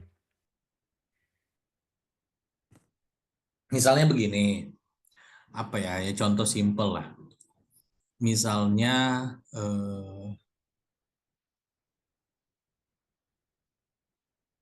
misalnya begini. Kasus misalnya kasus KDRT, ya kan? Kasus KDRT. Tapi yang ngelapor KDRT ini suaminya. Jadi suaminya yang bilang istrinya yang meng-KDRT dia. Ya kan? Ya padahal kita tahu lah sebenarnya perkara ini gimana sih gitu kan. Awalnya ya karena ribut, cekcok, ya mungkin saling dorong, saling apa. Tapi yang duluan lapor suaminya dan yang mungkin juga yang lebih kuat suaminya lapor KDRT, ya kan. Nah di pengadilan, ya kan, itu kan dia jadi saksi tuh si suaminya itu yang adalah korban, katanya korban KDRT karena dipukul suaminya. Nah itu kan bisa karena dipukul istrinya. Nah suami ini kan bisa kita cek latar belakangnya. Misalnya apa? Kita punya apa sih namanya?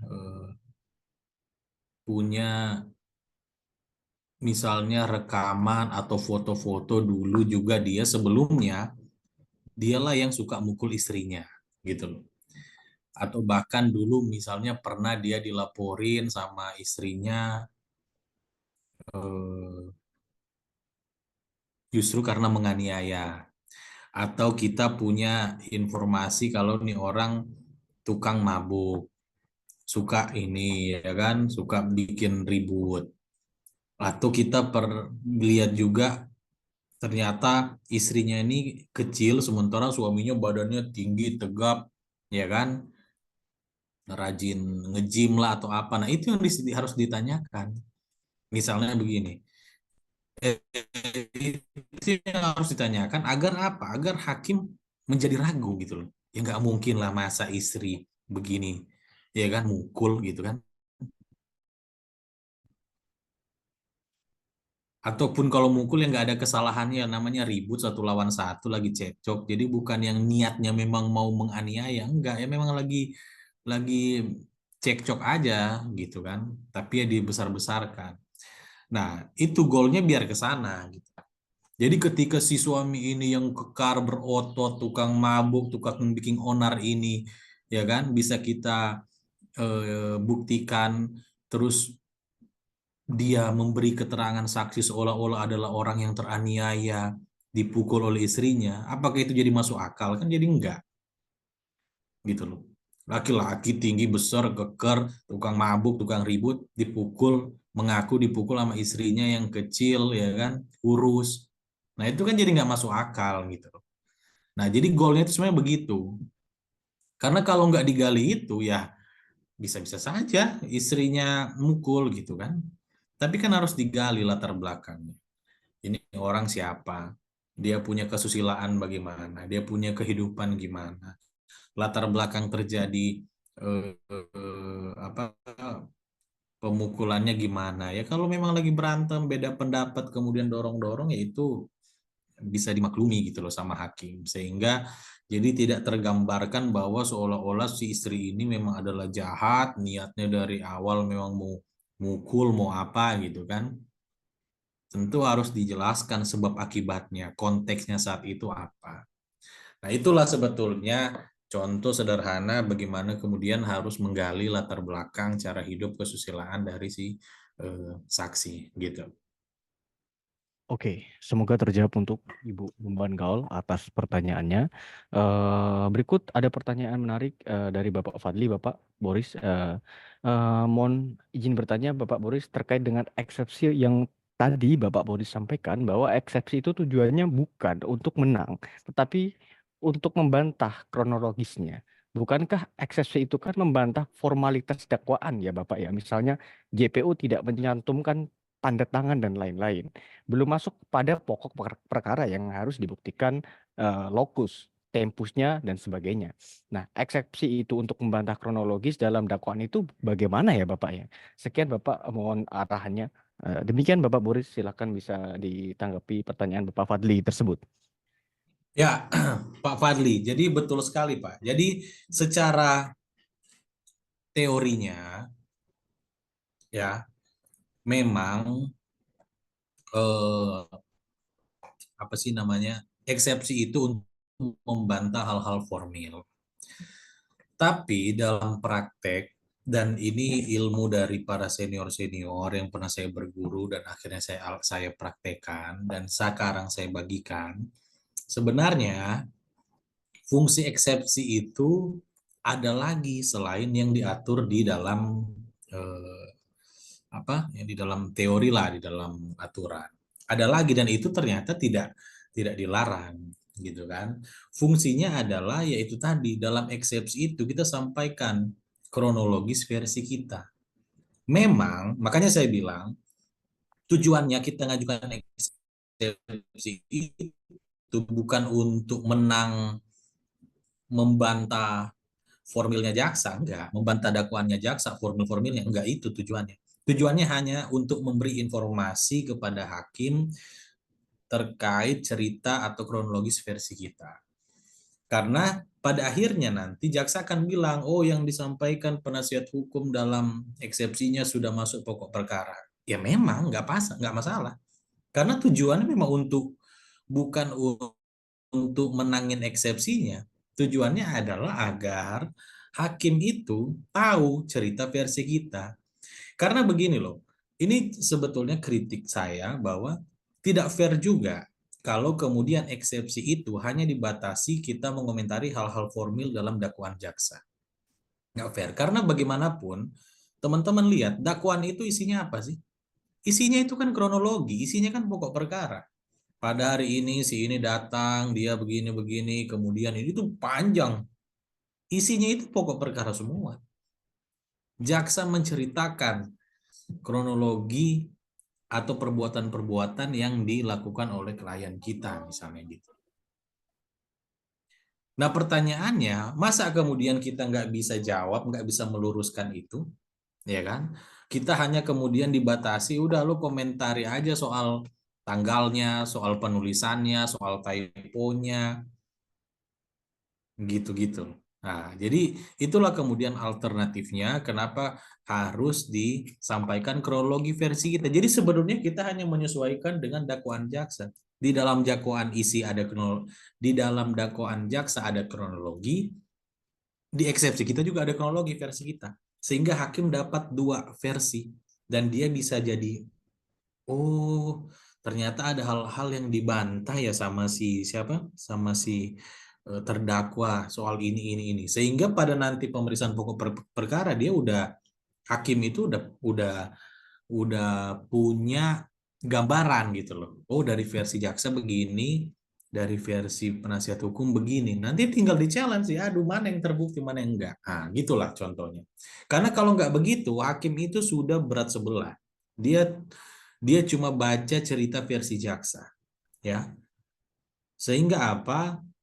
Dianggap dia ini pemikiran dia, pemahaman dia terhadap suatu kasus ini sudah berat sebelah. Jadi kayak ya misalnya jaksa bilang, oh ini udah jahat nih pelaku, dia begini-begini. Hakim baca, oh udahlah, ini memang udah penjahat nih orang, gitu kan. Dia nggak berpikir kritis lagi, dia nggak berpikir objektif lagi. Nah tujuan kita menyampaikan kronologi versi kita di dalam eksepsi kita adalah agar hakim baca, wah dibantah semua ini sama omongan jaksanya ini. Nah, sehingga dia balik lagi tuh jadi seimbang lagi. Baru dia tinggal diuji nanti di pembuktiannya gitu loh. Oke, baik. Semoga terjawab untuk Bapak Fadli penjelasan dari Bapak Boris. Baik, izin Bapak Ibu dan teman-teman berhubung keterbatasan waktu juga, maka telah sampailah kita di akhir diskusi kita. Dan berikut pertanyaan terakhir dari kami, Bapak Boris, mungkin sekalian closing statement dari Bapak.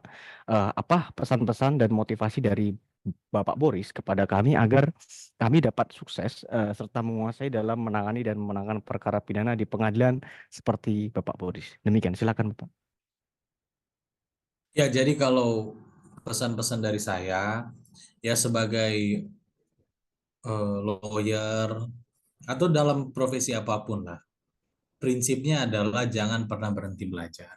Ya, kita harus terus belajar, harus terus upgrade diri, upgrade ilmu, dan kemudian mempraktekkan itu. Jadi tidak ada kata berhenti dalam belajar, harus semangat dan harus cari pengalaman yang banyak gitu kan, harus bekerja secara profesional, integritas, jangan pernah hianati klien, itulah sebetulnya modal. Modal yang harus kita punya, modal yang harus kita pertahankan selalu sehingga ya dalam hidup itu kita akan naik gitu loh, akan berhasil gitu loh. Jadi jangan pernah mengejar uang karena uang itu bukanlah tujuan gitu. Uang itu akibat ya.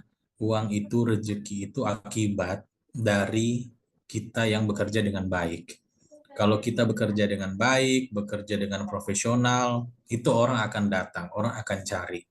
Ya, tapi kalau kita tidak bekerja secara baik, kita ini mengkhianati klien, itu pasti nggak ada yang mau pakai kita, gitu, ya kan? Nggak ada yang mau. Jadi poinnya adalah fokus pada upgrade diri, fokus pada belajar, fokus cari ilmu, fokus jam terbang, profesional, ya kan? Jujur, jangan hianati klien, nanti rezeki akan datang sendiri dan doa saya teman-teman semua bisa ya kita semua akan berhasil dan sukses terus dalam cita-cita atau mimpi yang kita inginkan. Terima kasih. Oke, siap. Terima kasih Bapak Boris atas pesannya yang sangat teknis untuk kita semuanya di sini. Kami sangat bersyukur bisa mendapatkan edukasi di akhir pekan bersama Bapak Boris, dan Bapak Boris sangat bersedia meluangkan kepada kami. Kami sangat puji syukur ke Tuhan sekali. Semoga Bapak Boris dilancarkan dalam penanganan perkara-perkara selanjutnya nanti dan sehat selalu. Semoga suatu saat kita bisa berjumpa lagi untuk belajar Amin. dari Bapak Boris. Siap, amin. Dan berkah untuk kita semua, Bapak Ibu dan teman-teman. Oh iya, izin menyampaikan dari pihak kami, tenang saja untuk Bapak Ibu dan teman-teman yang pertanyaannya tidak sempat dibacakan atau pertanyaannya belum terjawab, Bapak Boris sangat welcome. Bapak Boris atau Bapak Ibu peserta dan teman-teman bisa menghubungi langsung Bapak Boris atau langsung datang juga ke kantor Bapak Boris di DNT Lawyers di Kompleks Harmoni Plaza Jakarta, atau melalui media sosial Bapak Boris ataupun melalui website kantor atau website pribadi milik Bapak Boris, konsultanhukumweb.id. Dan bisa Bapak Ibu dan teman-teman tanyakan langsung pertanyaan-pertanyaan atau konsultasi langsung kepada Bapak Boris terhadap permasalahan hukum Bapak Ibu. Nah, demikian, atau bisa juga melalui TikTok dari akun Bapak Boris, Boris Tam Official, dan di situ Bapak Ibu bisa tanya langsung saja pertanyaan-pertanyaan yang belum terjawab. Oke, semoga nanti Bapak, Ibu, dan teman-teman bisa mendapatkan pencerahan yang baik dan bisa melaksanakan giat hukumnya dari pesan-pesan Bapak Boris tersebut. Izin Bapak, kita akan sesi dokumentasi. Kita akan mulai dari slide 1. Berikut ada beberapa slide. Nanti izin kami post juga di Instagram Pelatihan Hukum dan kami tag DNT Lawyers.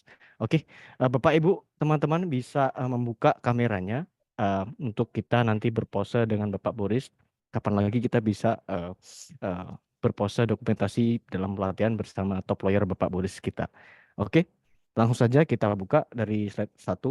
Ada 12 slide ini Bapak. Izin Bapak Boris juga bisa menyiapkan pose terbaik Bapak. Silakan Bapak. Oke. Ya. Kita mulai. Bapak Ibu siapkan pose terbaiknya.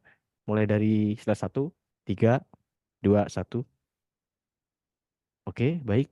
Slide 2, 3, 2, 1. Oke, slide 3, 3, 2, 1. Baik. Slide 4, 3, 2, 1. Slide 5, 3, 2, 1. Oke. Slide 6, 3, 2, 1. Baik. Slide 7, 3, 2, 1. Slide 8, 3, 2, 1. Oke. Slide 9, 3, 2, 1. Slide 10, 3, 2, 1. Oke. Slide 11, 3, 2, 1. Slide 12, 3, 2, 1. Oke, baik. Terima kasih kepada Bapak Ibu dan Bapak Boris yang telah menyempatkan untuk sesi dokumentasi. Silahkan di-follow TikTok Bapak Boris atau dibaca artikel di web Bapak Boris di Konsultan Hukum Web ID. Di sana tertulis artikel-artikel hukum yang bisa menyelesaikan permasalahan hukum Bapak Ibu. Demikian dari kami. Kami mengucapkan lagi Bapak Boris, terima kasih Bapak atas ilmu yang Bapak berikan kepada kami. Ya, sama-sama. Saya juga terima kasih. Siap Bapak. Oke, baik. Kami juga ucapkan terima kasih kepada Bapak Ibu, teman-teman. Semoga ilmunya berkah dan berkah selalu. Salam untuk rekan-rekan di DNT Lawyers semuanya Bapak. Semoga lancar. Oke, demikian Baik. dari kami. Apabila ada kekurangan dan tutur kata atau kesalahan dari pelaksanaan pelatihan hari ini, kami mohon maaf. Nantikan program-program menarik berikutnya di pelatihan hukum, pantau sosial media, Instagram, LinkedIn, TikTok, dan website pelatihan hukum juga. Untuk informasi selanjutnya akan disampaikan di WhatsApp group. Kami ucapkan terima kasih. Wabillahi taufiq wal hidayah. Wassalamualaikum warahmatullahi wabarakatuh. Semangat untuk kita semua ke depan dan sehat-sehat selalu.